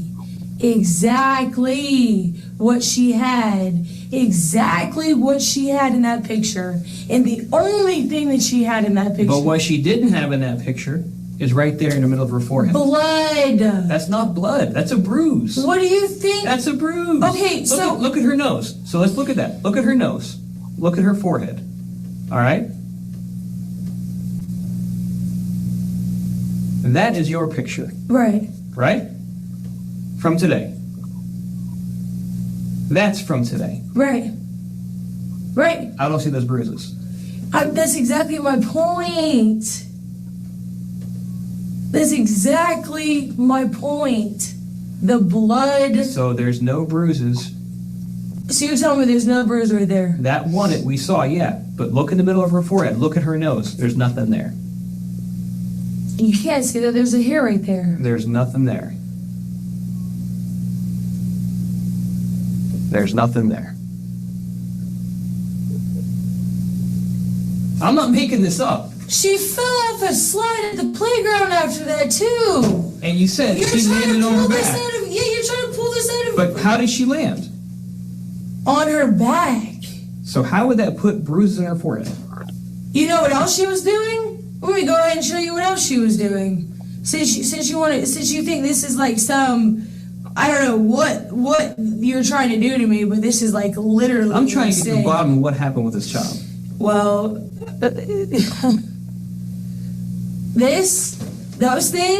those right there, they bounce. Mm-hmm. There's a metal bar right there too. You ever thought about that? Okay, did you see that happen? Do you know that accidents happen all the time? I do, because I have 4 kids. Exactly my point. Then cut me some And then I slack. also know that this injury doesn't happen just appear out of nowhere. Exactly why my 2 kids are 100% healthy. Have you ever thought about that? You ever thought about that? Yeah, I thought about it. Okay, then think about it a little bit harder. But maybe you need to think about the only person with her, and she's injured like this. I did not hurt that little girl. What's that? You want to talk to her? Yeah, I was just getting a couple things down. I need to go get my children. Okay, just give it a second. We're actually getting one other thing. We're running something through, and we'll let you know. Here, just a second. Get you Let us know. right. Let us know. That's what I'm trying to do, but I hear you yelling, so I'm coming back here. Because he's being ridiculous. As Kirstie's temper rises, the detectives swap for questioning. This is likely so that the detective who was confrontational with Kirstie can leave the room and allow the other detective to de-escalate the conversation before Kirstie asks for a lawyer officially. The detective does this successfully by assuring Kirstie that they want to get things wrapped up shortly before leaving the room. The second detective wants Kirstie to give him her theory on what happened to Fallon. What's your theory? That's what I'm asking you. How did this child sustain these injuries? The only thing I could think of, like I told him, is falling. At the playground? No, not at the playground. Other than literally walking on the cement, holding Harper's hand while I'm carrying a car seat, walking up to my car and like tripping because this baby doesn't cry. Like I told him 1,000 times. Mm-hmm. She doesn't cry. She just gets back up. Okay. Okay? All right. So Harper pulling her, because Harper is 4, doesn't realize it, pulling her, she could fall. Where is this at? Boom! Is this... Morgan Falls. Okay, fair enough. The sidewalk walking and I parked way over the side. So this is going on the sidewalk? Yes. I got you. So she's fallen down onto the concrete there, and your 4-year-old doesn't know any better. She's just kind of picking her back up and keeping it moving. That's what she does. Keeps falling down. Does this happen over and over, I guess? Fallon falls all the time. Okay. I mean, that's why I'm asking you. I wasn't there. Her mom. Ask her mom. That kid falls. But that's what I'm asking you. So during that time, she kept falling down, kept falling down, kept falling? It wasn't like she just repeatedly kept falling down. Okay. Anything significant? Did she fall off a curb and hit her head? I mean, or anything like that you noticed? Well, you fall on cement, then that could be. Well, anything. even kids have the innate ability to like kind of throw their arms and use it as what I'm saying is that's why I'm asking. I wasn't there. So if you slip on vinyl, there's concrete underneath it, right? I understand. Okay. So there's also usually carports. I guess that's what I'm asking. Saying a parking lot doesn't usually have a vinyl cover, so I'm talking about inside my apartment. Oh, very good. Okay, so I'm talking about all the possibilities because you're asking me for all of them. Well, I mean, but I'm being specific. You're saying that she had fallen down in the parking lot, and your kid, and that's okay. But that's what I'm asking. It's like, did she do so? In the parking lot? Yeah, at Morgan Falls. That's what I understood you to tell me. In the side, okay. Anywhere we go, Harper wants to hold her hand. Yesterday we went to the playground. She wants to hold her hand. Right. They always hold hands. So she, will walk with her and hold her hand or whatever, and a lot of the times Fallon will fall. Okay, that's fine. A lot of the times. My daughter busted And what both I'm of her asking you is knees. like, again, because of the seriousness of her injuries today, when you were watching the kid, was there anything that was like, ooh, I mean, like, I'm probably a substandard dad, but like, I'm scared enough of damn kids that I would watch them. I wouldn't have like alone time or anything. Meaning I would never shut my door because I'm afraid of what they do to harm themselves. So if they play around, and my 2 sons, and they do, and one goes running and clips a corner, I know I'm like, oh God, and sure enough, they get bruised up, and I get all that. But I'm saying, did anything stand out to you? I can admit to maybe not being the best. I'm not saying because of my son and me closing the door because of napping. But if she fell, then how am I supposed to know that? How are you supposed to know if she falls? Like, this is the thing. The baby doesn't cry. She doesn't cry. She's one of those kids that's just real quiet, which is another alarming sign. Very alarming sign from the home life. Okay. Very, very quiet, doesn't cry, doesn't say much. Just always smiling, always happy, the sweetest little thing ever. Yeah. So let's say she did fall, she wouldn't say anything. That's what I'm saying. Half the time she doesn't say anything. It's almost like she gets in trouble at home for maybe saying if she did. I don't know. But she doesn't say anything. My daughter is so dramatic. The whole world will hear about it. All right. This kid will fall and get up and keep it moving. This kid will get knocked over by my 60-pound pit and get up and keep it moving. Yeah. Harper gets knocked over by my pit and is a whole ordeal. You know what I mean? they're looking into as far as they trying to figure out exactly what the injuries and where they were caused, obviously. I mean, you do understand that, right? We didn't just kind of wake up today looking to pick on you. We're trying to figure out how a 2-year-old who really can't speak for herself got injuries. By default, because that's what you do. You care for her throughout the day. That's why we're asking you this. It's not to anger you or to push you in a corner. Or we got to They told me I'm not, like, when you tell me that I might not get my keys back and I might not be able to get my kid, like, you're basically telling me. Well, right now we're having to investigate this case. We can't just, there's things we have to do before we do. I have neighbors watching my children. You guys just did a search warrant on my house. Yes, that's correct. You did, and you didn't find anything to do anything. Well, you got to wait it out for a second. What I'm telling you is we have to explore all avenues. I'm not gonna lie to you. What are you waiting on? I'm gonna check here in just a second, and then I'll see if what the plans are moving forward. But we should be wrapping up here relatively soon. Wait, I'm so confused. What do you mean you're gonna check? Well, you check with the lead investigator, because I'm not the lead investigator, so I can't tell you exactly what's going on with this because I guess the best way I can describe it to you. Do you know like how long? I mean, again, I was going to go check with the lead investigator. Okay, yeah. That's Once Kirstie is alone, she calls her mother on the phone. I can't even believe this. No, I'm not okay. They're trying to f me up.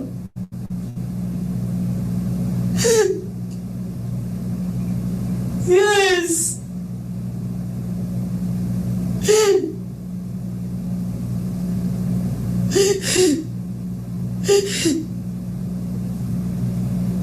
He's in their room. They're trying to f my life up. They're trying to f my life up.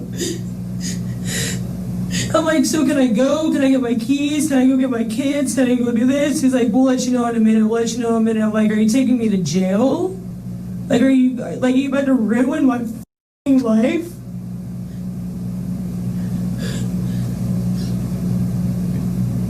They don't know. She's in critical condition. The other cop told me she was dead. While making another phone call, the detectives return to issue Kirstie a search warrant for her phone. She's also about to find out something that changes everything. Hey, Kirsten.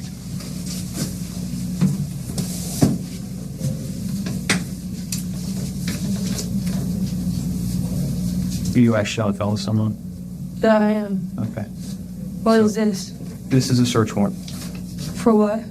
We're going to seize your phone. What? Yep.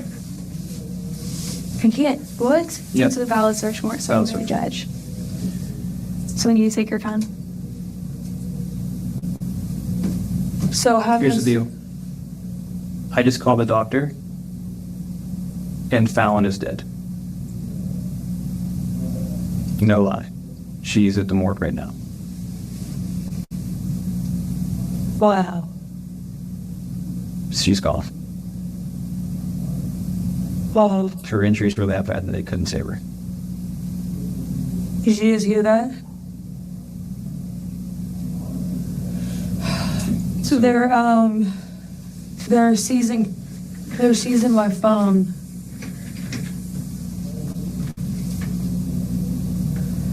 So I guess how long are you gonna have my phone for? Probably as long as it takes for us to process it, which could be 24 hours. Okay, so when I come back here and get it? Yeah, We'll contact you to release it back to you. because I have Jeffrey's number. I can call him to him, and y'all can come back and get it then. I know. All right. Well, let me go ahead and read over this paperwork before I give them my phone. Let you have your copy to keep.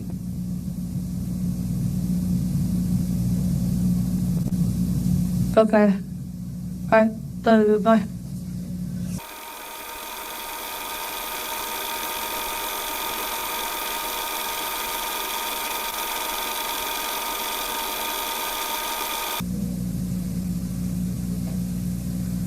actually have quite a few things I have to write down. Well, here, let me, before you go. I have a psychologist psychologist appointment tomorrow. We're going to give you these things back, but we're not going to allow anything to be manipulated right now. It's not going to be manipulated. So we're It's going to in her get custody back to you right now, okay? Kirsty's in her custody right I now. have a psychologist appointment tomorrow. Do you not understand that? We I do think- understand yeah, that. so No, we you can don't. get you to this. No, you don't. Right Okay? now, our main But I priority is am nurse, so- investigating. You just took it out of my phone. Out of my I hand. did, Okay. yes. Search You one have now. your phone number. We So, Oh, aren't you lovely? so, okay, we'll be right back with you, okay? So. You go to the bathroom or anything? What do you mean? I'm leaving. Okay, or, Just sit tight, we'll come out here in just a second. No, I'm ready to go. You just took everything from me. yeah, come in here and sit and we'll talk. You Come just took everything from me. You're trying to ruin my entire life. No, actually, we're just trying to figure out what we got here. Come with me, come here. Come here one second. No, literally, they're trying to ruin my life, babe. Man, listen. Hey, listen to me. Look at me. Let's walk in here so we can talk, and I'm gonna answer No, your you guys are questions. just taking, Ma'am, listen to me. Yeah, you want me to explain Like I'm this? not a human. This is All why they talk about Come. y'all the way they talk about y'all. Okay, and then I understand. Because y'all don't treat us with respect. Okay, You don't come even and have ask- proof or facts Ma'am. or anything, and you're treating me like that. Ma'am, How come dare in. Come you? in and have a seat. So disrespectful. Listen. Seriously, it's so disrespectful. All right, I'll get something for you. Now listen. Okay, okay, let me grab something to clean that up. Kirstie's just been informed that the child she was looking after, who suffered horrific injuries while in her care, has passed away. This is a child she claims to love as one of her own. Yet when she receives the news, her main concern is that her phone is being seized. She shows no immediate humanity for the fact that Fallon has died. Kirstie says she wants to write a few things down from her phone, but detectives are concerned that she may attempt to destroy evidence. And now that the warrant has been signed by a judge and served, they can confiscate her device at any time without her consent. After Kirstie's phone was taken, she sent the following message to Chris. I don't have a phone. They took it. But I love you and Fallon so much and really hope you know I would never hurt her. She's been with me for forever and has always been so happy, and we both know that. She's the sweetest little angel and never even cried. I love you, and I'm praying you find it in your heart to forgive me. And I know I can't say as much as I need to, but I would never hurt her. She was like a second daughter to me. When you're ready, please message me. In the meantime, I'm deactivating my Facebook. I love you. Kirstie's first interview concluded shortly after this, and she was released pending further investigation into the death of Fallon Fridley.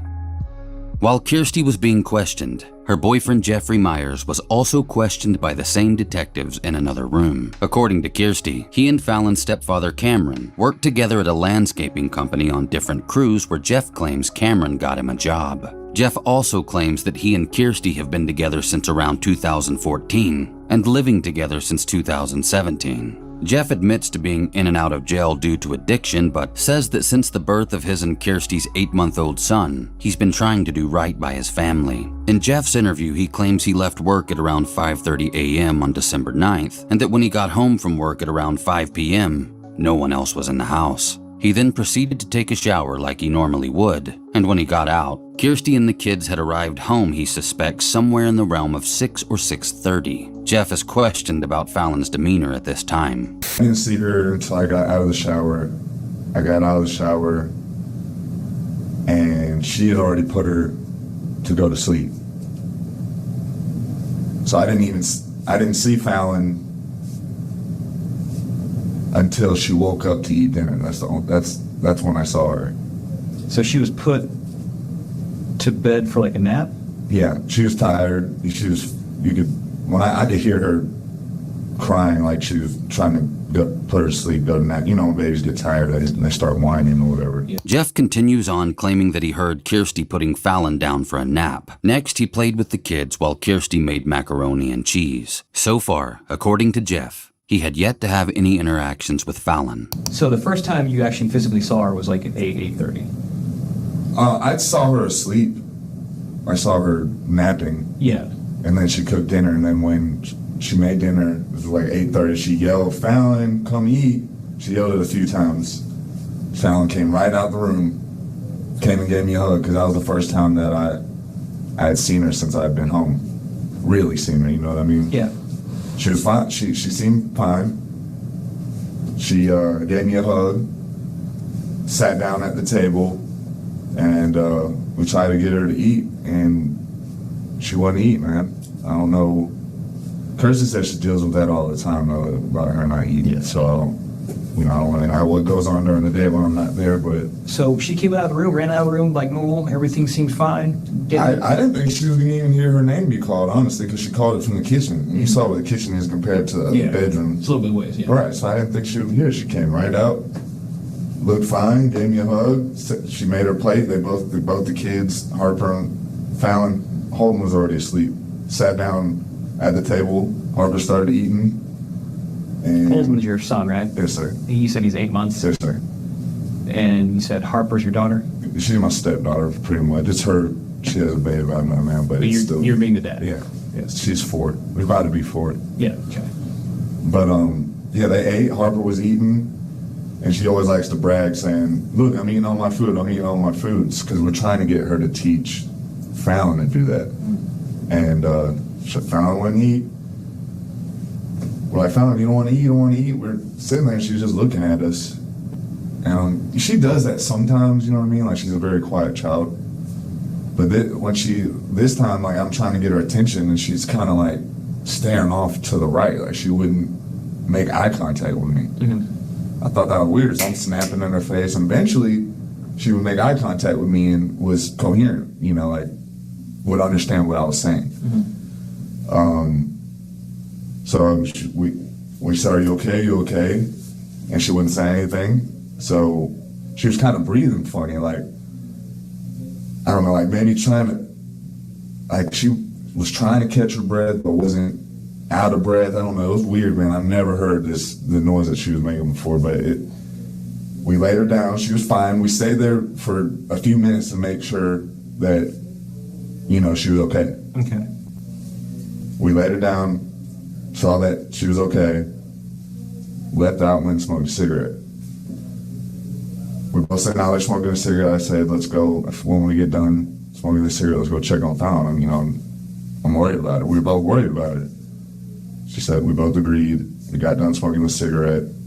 I don't know how much time elapsed since then, honestly. No more than 10 minutes, probably 10 to 15 minutes. Can't be no longer than that. Now put yourself in Jeff's shoes. You're starting to suspect something isn't quite right with a 2-year-old in you and your partner's care. She's exhibiting signs that she may not fully be responsive, and her breathing was described as a noise you've never heard her make before. Would your reaction be to disappear outside with your partner to smoke for 10 or 15 minutes and leave the child unattended? Probably not. So we went back in there, and she was in the same position that we had laid her in on her side, and but she wasn't making any the noise that we had heard from her before. She wasn't doing anything. So I checked her pulse. She grabbed her. She sat her up. Mm-hmm. We tried to wake her up. She wouldn't wake up. I checked her pulse. She had a pulse. Tried to get her mouth to mouth, because I could tell that it was like she had shallow. It was really, I could barely feel it. You know what I mean? So we're getting her mouth to mouth. We don't know how to get mouth to mouth. We should have taken that class, and we said we were going to take that class too before Holden was born about the CPR, but we didn't know what we were doing, man. So we put her in the bathtub, trying to shock her into waking up. In that situation, I don't know how to handle anything, man. I've never been in a situation like that. I get it, man. It's scary. It's scary as hell. And it's not even my kid, you know what I mean? So I get it. The first time I had to do CPR on a kid, it wasn't my kid. Man, it jacked me up. Yeah, I don't want to, you don't know your own strength when you're in a situation like that. So you don't want, I was terrified. I didn't want to have anything to do with it. But okay, so we put her in the bathtub. She didn't respond to the bathtub. She was only in there for like 15 to 20 seconds, maybe. Got her out. I said, let's call 911. Called 911 immediately. The lady walked us through how to give CPR, and then you guys showed up. Yeah, okay. The events described are awful to hear. I just can't understand the reasoning behind the cold bath. And Fallon's breathing that Jeff describes hearing might be what's known as agonal breathing. According to WebMD, agonal breathing is a natural reflex that happens when your brain is not getting the oxygen it needs to survive. Agonal breathing is a sign that a person is near death. It seems like whatever happened or began to happen to Fallon that caused her injuries started before she sat at that dinner table. Was anyone helping Kirstie babysit today, or she was just with the kid by herself? She was just, as far as I know, she was just by herself. Okay. She's been doing this for months now, man. Like since August, something like that? I know since summer, taking care of 3 kids with no issues. Okay. You know what I mean? So this is like totally... Just crazy. Yeah. I don't know how to feel, man. It's shocking. You know, There may not have been any incidents in the months leading up to Fallon's death while Kirstie babysat, but on December 9th of 2020, there definitely was. And right now, that's all that matters. The detective leaves the room for a little while before returning with the second detective from Kirstie's interview. He explains to Jeff that Fallon is alive even though, like Kirstie, Jeff was already told by another officer that she'd passed. The detective goes on to describe Fallon's injuries in full detail. Jeffrey Meyers acts as if there's no way Kirstie Flood could be responsible. Like she's getting beat or something? Is that... It looks like it. Sir, I'm not just trying to stick up for my fiance because it's my girl and my baby and my mother or anything like that. This girl does not lay her hands on these children. I can tell you that. I promise you that. I've been a witness to her being a mother to her daughter since she was 1, and I've not seen her spank her, not one time. So with these injuries, I don't know what happened with Fallon. We love Fallon like she's our own little girl. Like, I can show you pictures where we spend time with her like she's our own kid. So, this is completely baffling to me. I don't know where that would come from or how or anything like that. I know that she was sick and her family or her father or stepdad was sick or whatever. That's the only thing I know. Yeah. Well, sickness wouldn't cause the injuries that she has. The detective goes on to inform Jeff that the injuries Fallon sustained were not caused by normal child activities. These were clearly signs of extreme abuse. Jeff rehashes exactly what happened from the moment he got home again for the second detective, before the leading detective asks Jeffrey if Kirstie has ever hit the children. You say you never saw Kirstie ever smack, hit anything to a kid? No, sir. None of your children never saw her hit Fallon? Well, Holman's only 8 months old, so but Harper, like I said, sir, that's not my kid. So I don't discipline, I don't do anything like that. I let her handle it because I feel like that's right. Fair enough, I'd probably do the same thing. She grounds her, she takes away things. She may yell at her, she may curse at her, but I've never seen her lay her hands on her, not one time. Yeah. Not in the almost 4 years that I've known. And you weren't home when Fallon actually got there this morning, right? You were already at work. Yes, sir. All right. All right, man. I'm sorry. No, I'd like to be more help, man. This little girl's okay. Yeah, me too, because no baby deserves this. I'm sorry. All right, let me, we're going to go confer, and we're going to see what we can get you going here, all right? Yes, sir, I appreciate it.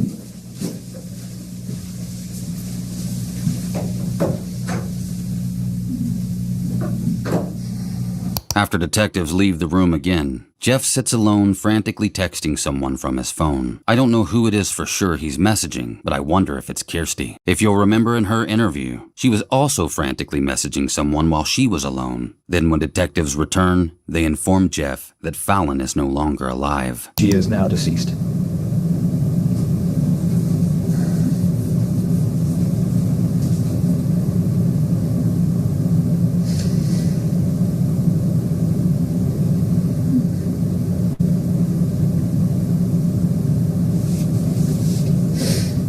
And I think now's the time. If there's information that we know that has not been told to us, now's the time. Because it's now or never. Oh, man. She is dead. And this time, I'm not bullshitting. She's down at the morgue right now. Detectives go on to inform Jeff of Fallon's injuries, but he maintains that he's given them all the information he knows. He also continues to claim that he and Kirstie treated Fallon like one of their own. As the detectives prepare to leave the room again, one of them brings up the topic of disciplining children. I'm terribly sorry. That's crazy, man. It is. That's what I'm telling you. I've got kids too. I've had all my kids obviously are beyond 2, but what I'm telling you is that I've had times where I've spanked my child and I was like, damn, did I hit my kid on the ass too hard, and I get mad just like anyone else. But before I haven't even touched the whole discipline thing, but my son's not old enough yet, so right. We haven't even gotten to that point yet, you know what I mean? That's why this is... Well, I mean, like I stand by it.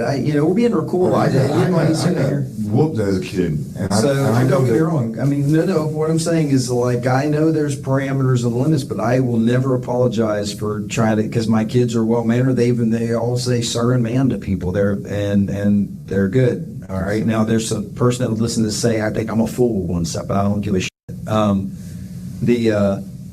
But I'm saying it doesn't, I get if there is, if people fly off the handle and get pissed, because I am a prime, again, I'm not lying to you, I'm incapable of doing so. My kids make me more pissed than anything I've ever seen. Now, I can honestly say I've never done anything, even if that means I go outside and seed for a minute, but, that's all I'm looking for. If there's something that makes more sense because of this, it's just more helpful if that's the case than to not come forward with it. Okay, and that's what I'm basically saying. Even if it's a notion of something that has been said to you, then I would say so. Say if not, I'm not asking you to say anything that didn't happen. I want to help you guys. So that's why I've been truthful with you guys. Understood. As much as my knowledge. So, all right. Well, let me go on ahead and find out what's going on, and we'll keep you up, and we'll try to hurry up as much as we can. But obviously, you can tell this is not something. Yeah, this is something small. So, I'm just going to say this is fine. After detectives leave, Jeff speaks with someone on the phone and explains the situation. At one point, you can actually hear the moment where Kirstie begins to scream in the other room. This is the point in which things got heated in Kirstie's interview between her and the leading detective. Psychologist appointment tomorrow. Do you not understand that? No, you don't. That's what I'm saying. Hold on, I can hear it. Hold on, I'm trying to see what you're saying. I did. So. Oh, aren't you lovely? I hate her. She gets wild up like that. Now she gets.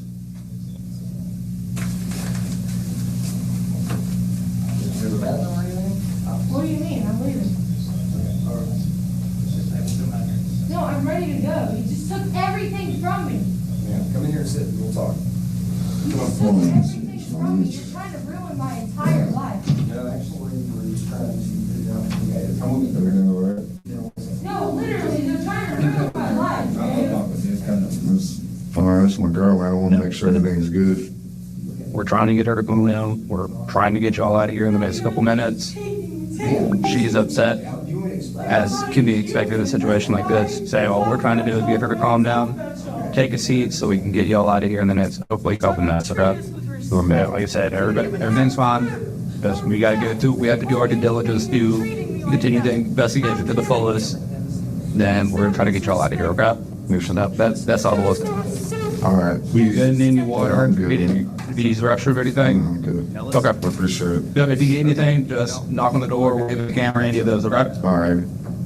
Jeffrey Meyers is released shortly after this moment, but this is only Jeff's first interview.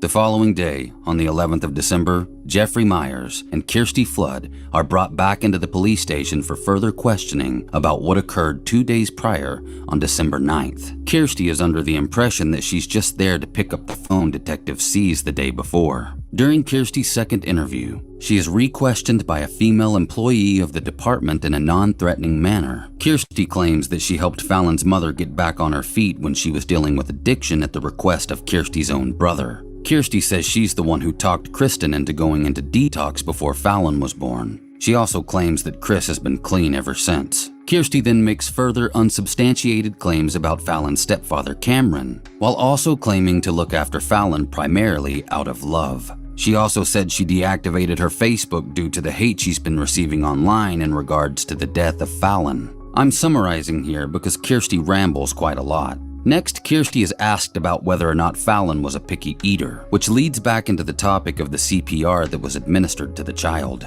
Was she pretty picky eater? She clearly only ate candy and just So at my house, we eat real food. Yeah. You know? We try and incorporate all the, the grain, the veggie, the meat, the spicy, all that. We try to do all that. Yeah. And apparently the sergeant said she had like a carrot lodged down her throat, or in her esophagus or something. I don't know if it's because she just really didn't want to eat it. I don't know.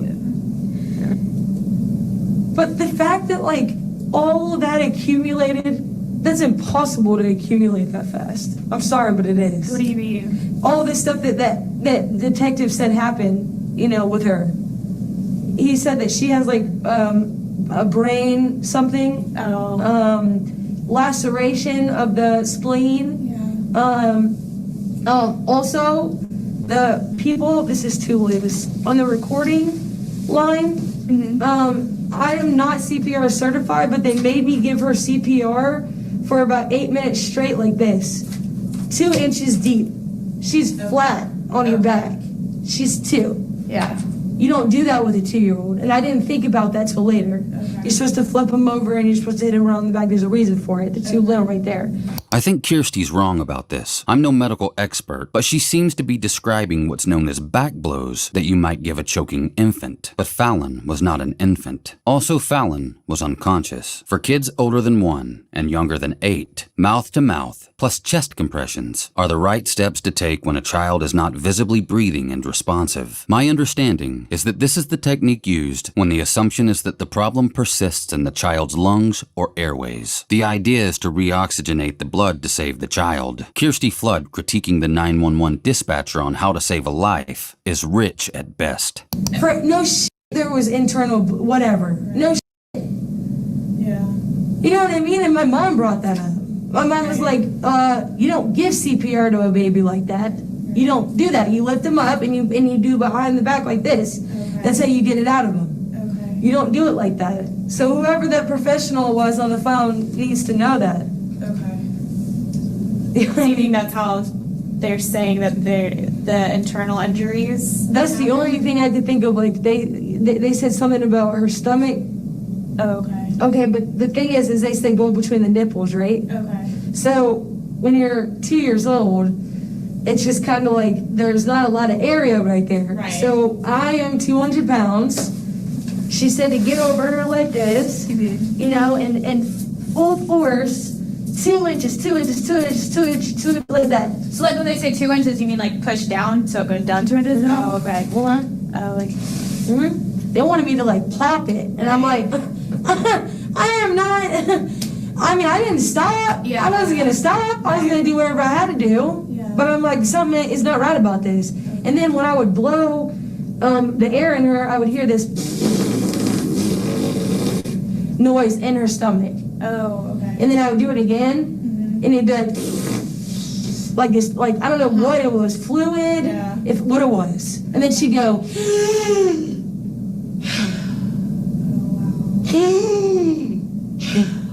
I mean, it's traumatizing. I was just gonna say that's really traumatic. And I had to like literally put her in the tub for a second, cold water, maybe shock her toes, something. That she had to lay out like this. She just laying there. Nothing.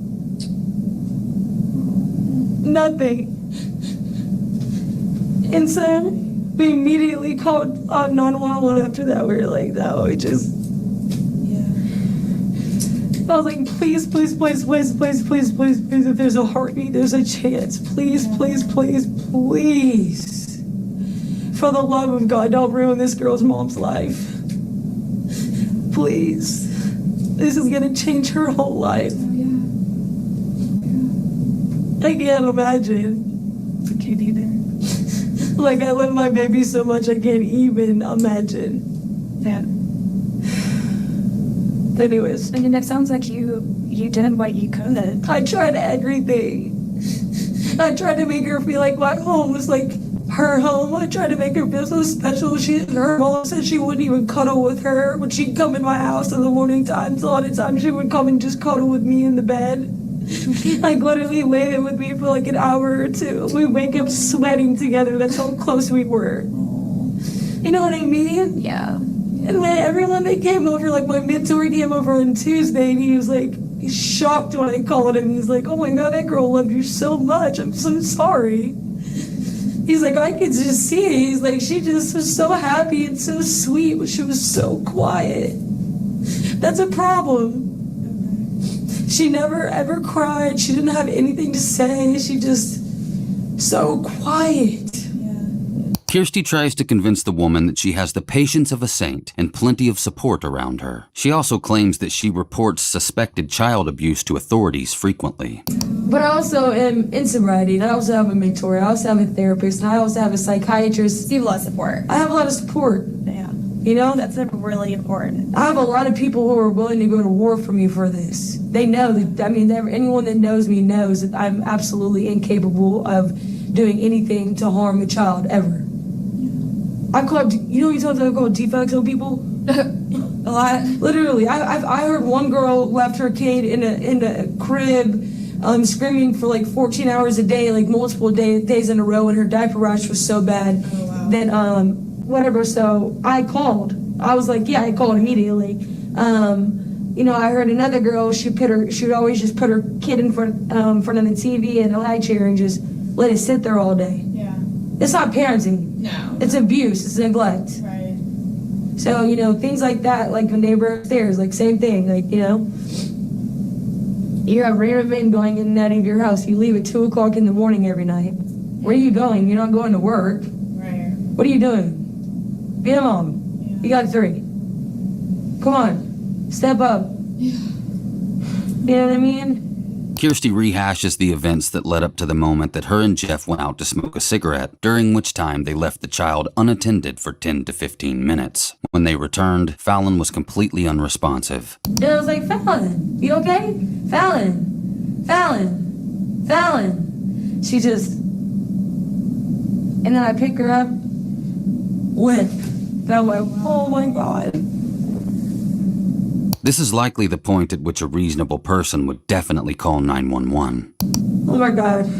Oh my God. I knew. I knew right then, no matter what we had to do, we had to call the ambulance. According to Kirstie's previous interview, this is not when she called emergency services. Kirstie is still leaving out the fact that she put Fallon in a cold bath. As she goes on rambling, her story is inconsistent and all over the place. Kirstie eventually tells the interviewer that she likes her energy and believes the detective who originally interviewed her isn't giving her a fair chance. She's worried about her record before continuing to paint Fallon's family in a negative light. You can't pull something out of nothing.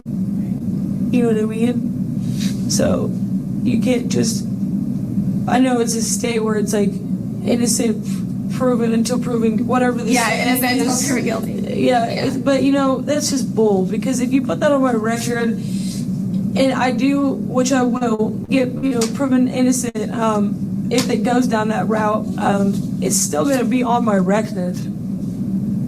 You know what I mean? So can he really, really think about everything he's going to be doing and really do the research on the father and stuff? Yeah, and the mother, yeah. You know, the mother's a drunk and the dad's on meth now. And has a child realization charge. I mean, right. The differences are huge. Right.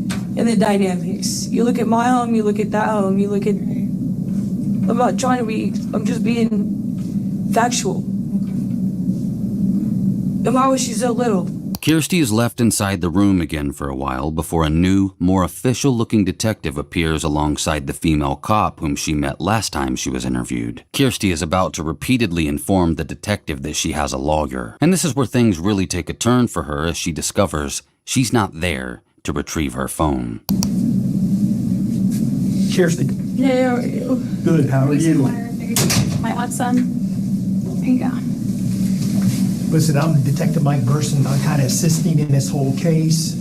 I thought I was just here to keep our phone. You are. And I ran down there, and they just about got your phone. You didn't have a property receipt, so it's kind of hard to find it. When you have a property receipt, they can pull it that quick. So it's just going to take a couple minutes, okay? I'm so exhausted. I know. Mentally. You don't understand. My heart hurts so bad. Go ahead. I understand. I really do. And I want to make this as fast as I can, okay? All right? Yeah. Okay. All right. Listen, just because we're gonna I have talk a lawyer. Do you need to talk to him? I'm not supposed to talk to anybody. So you're not going to talk to me? I mean, it just depends what we're going to talk about. I just spent a lot of money on a lawyer for a reason. Okay, so you have a lawyer. The lady made me feel like I was somebody I am not, and I'm not going to be made to feel that way ever again. So my lawyer, that's why I got a lawyer, the way he treated me last night. Okay, so what you're telling me, you retained a lawyer, correct? Did. I'll give you his phone number. Okay, no, that's okay. Okay, then I can't talk to you. Yeah, for sure. Okay, all right. I mean, that's He has all the live footage and everything, too. No, I saw the live footage, but no, if you have a lawyer... You saw it was great, right? Yeah. Thank you. But I can't talk to you anymore now, since you got a lawyer, But I'm just saying, sir, please, take into consideration how much I love this baby. Believe me, from what I saw, I fully understand, Kirstie, I really do. Okay, all right. Sit tight, we'll get you out of here, okay? All right. All right, Kirstie, just swing over here this way. Just move your legs out this way. Why? Because I gotta put this on you. Okay? Why? Because. I have not. No. You're not about to jam me up right now without. No. I never gave you any information about my lawyer. So you can't detain me. Yeah, we can. You're under arrest. Yeah, For what? You're under arrest. For what? For what? For what? Bring it in and show you the once a week. Under arrest. You're under arrest. For what? I'll show you the ones in there. Once we get you secured. I need my phone and my lawyer. Right now. You'll have that opportunity. Right now. That's why I came here, was for my phone. Y'all actually just entrapped me, is what you just did. It's actually not called entrapment. That is entrapment, because Officer Meyers just said I would not be getting locked up the minute I walk in here to get my phone. That's entrapment. I know my laws. Well, you obviously don't. That's entrapment. He literally just said he would not be locking me up. That's what he just said. And my children are at home. No, they're not. No, they're not. Yes, they are. No, they're with defects with your mom. They're not with you. Excuse me, you're not about to pull my leg like that. You need to chill.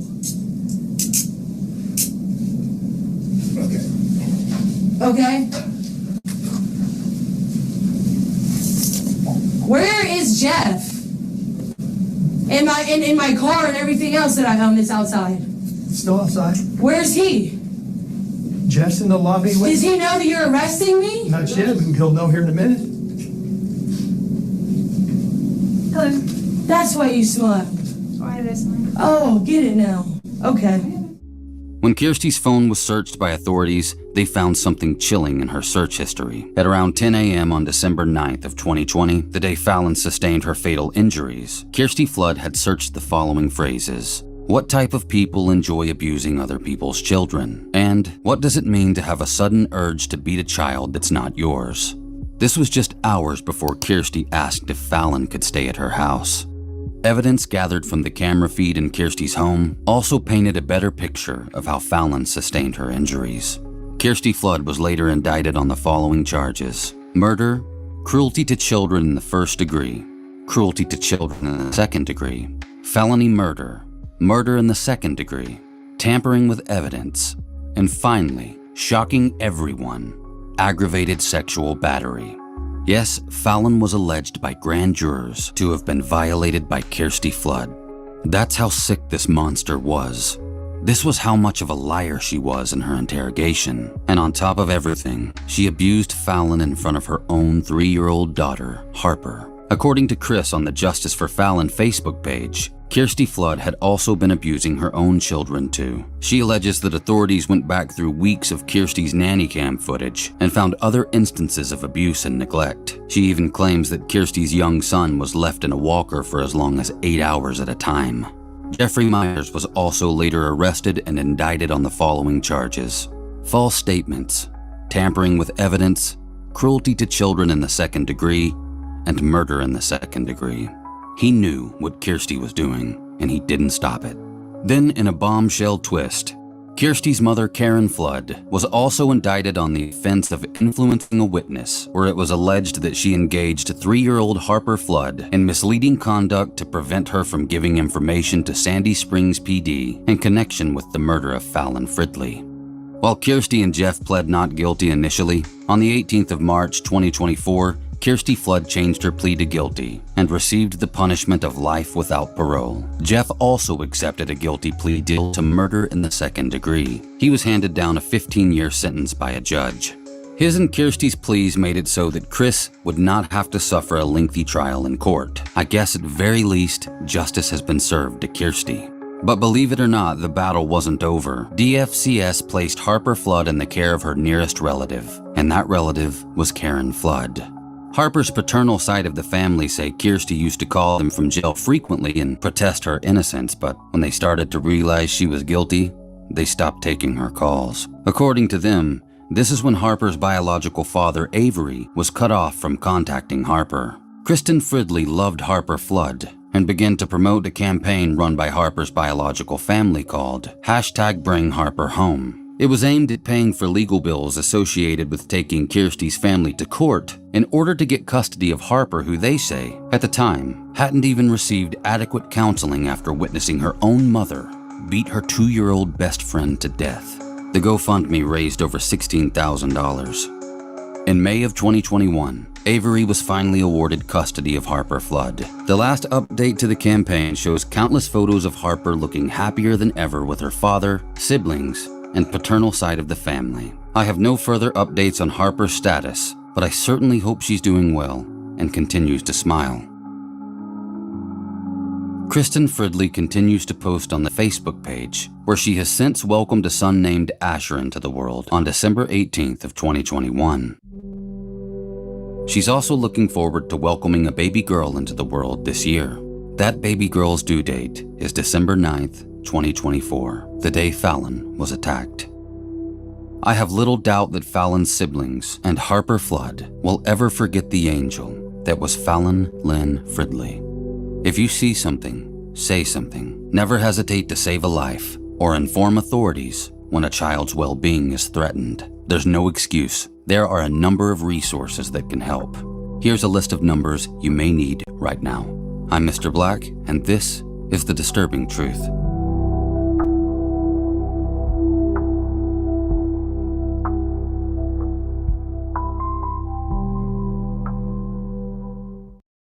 Justice will find. Just sad. Just really, really heartbreaking.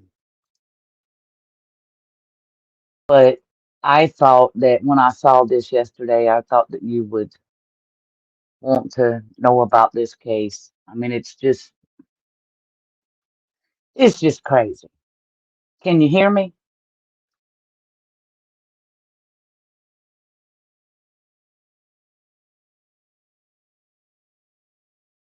But yeah, it's just this crazy stuff just it makes no sense to me. I don't understand how someone can hurt an innocent baby. I'll never understand it. But I really did want to share this. And like they said at the end, anybody, if you see something, just simply say something. So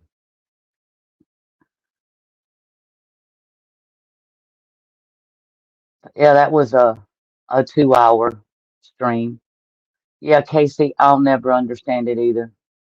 It just makes no sense to me.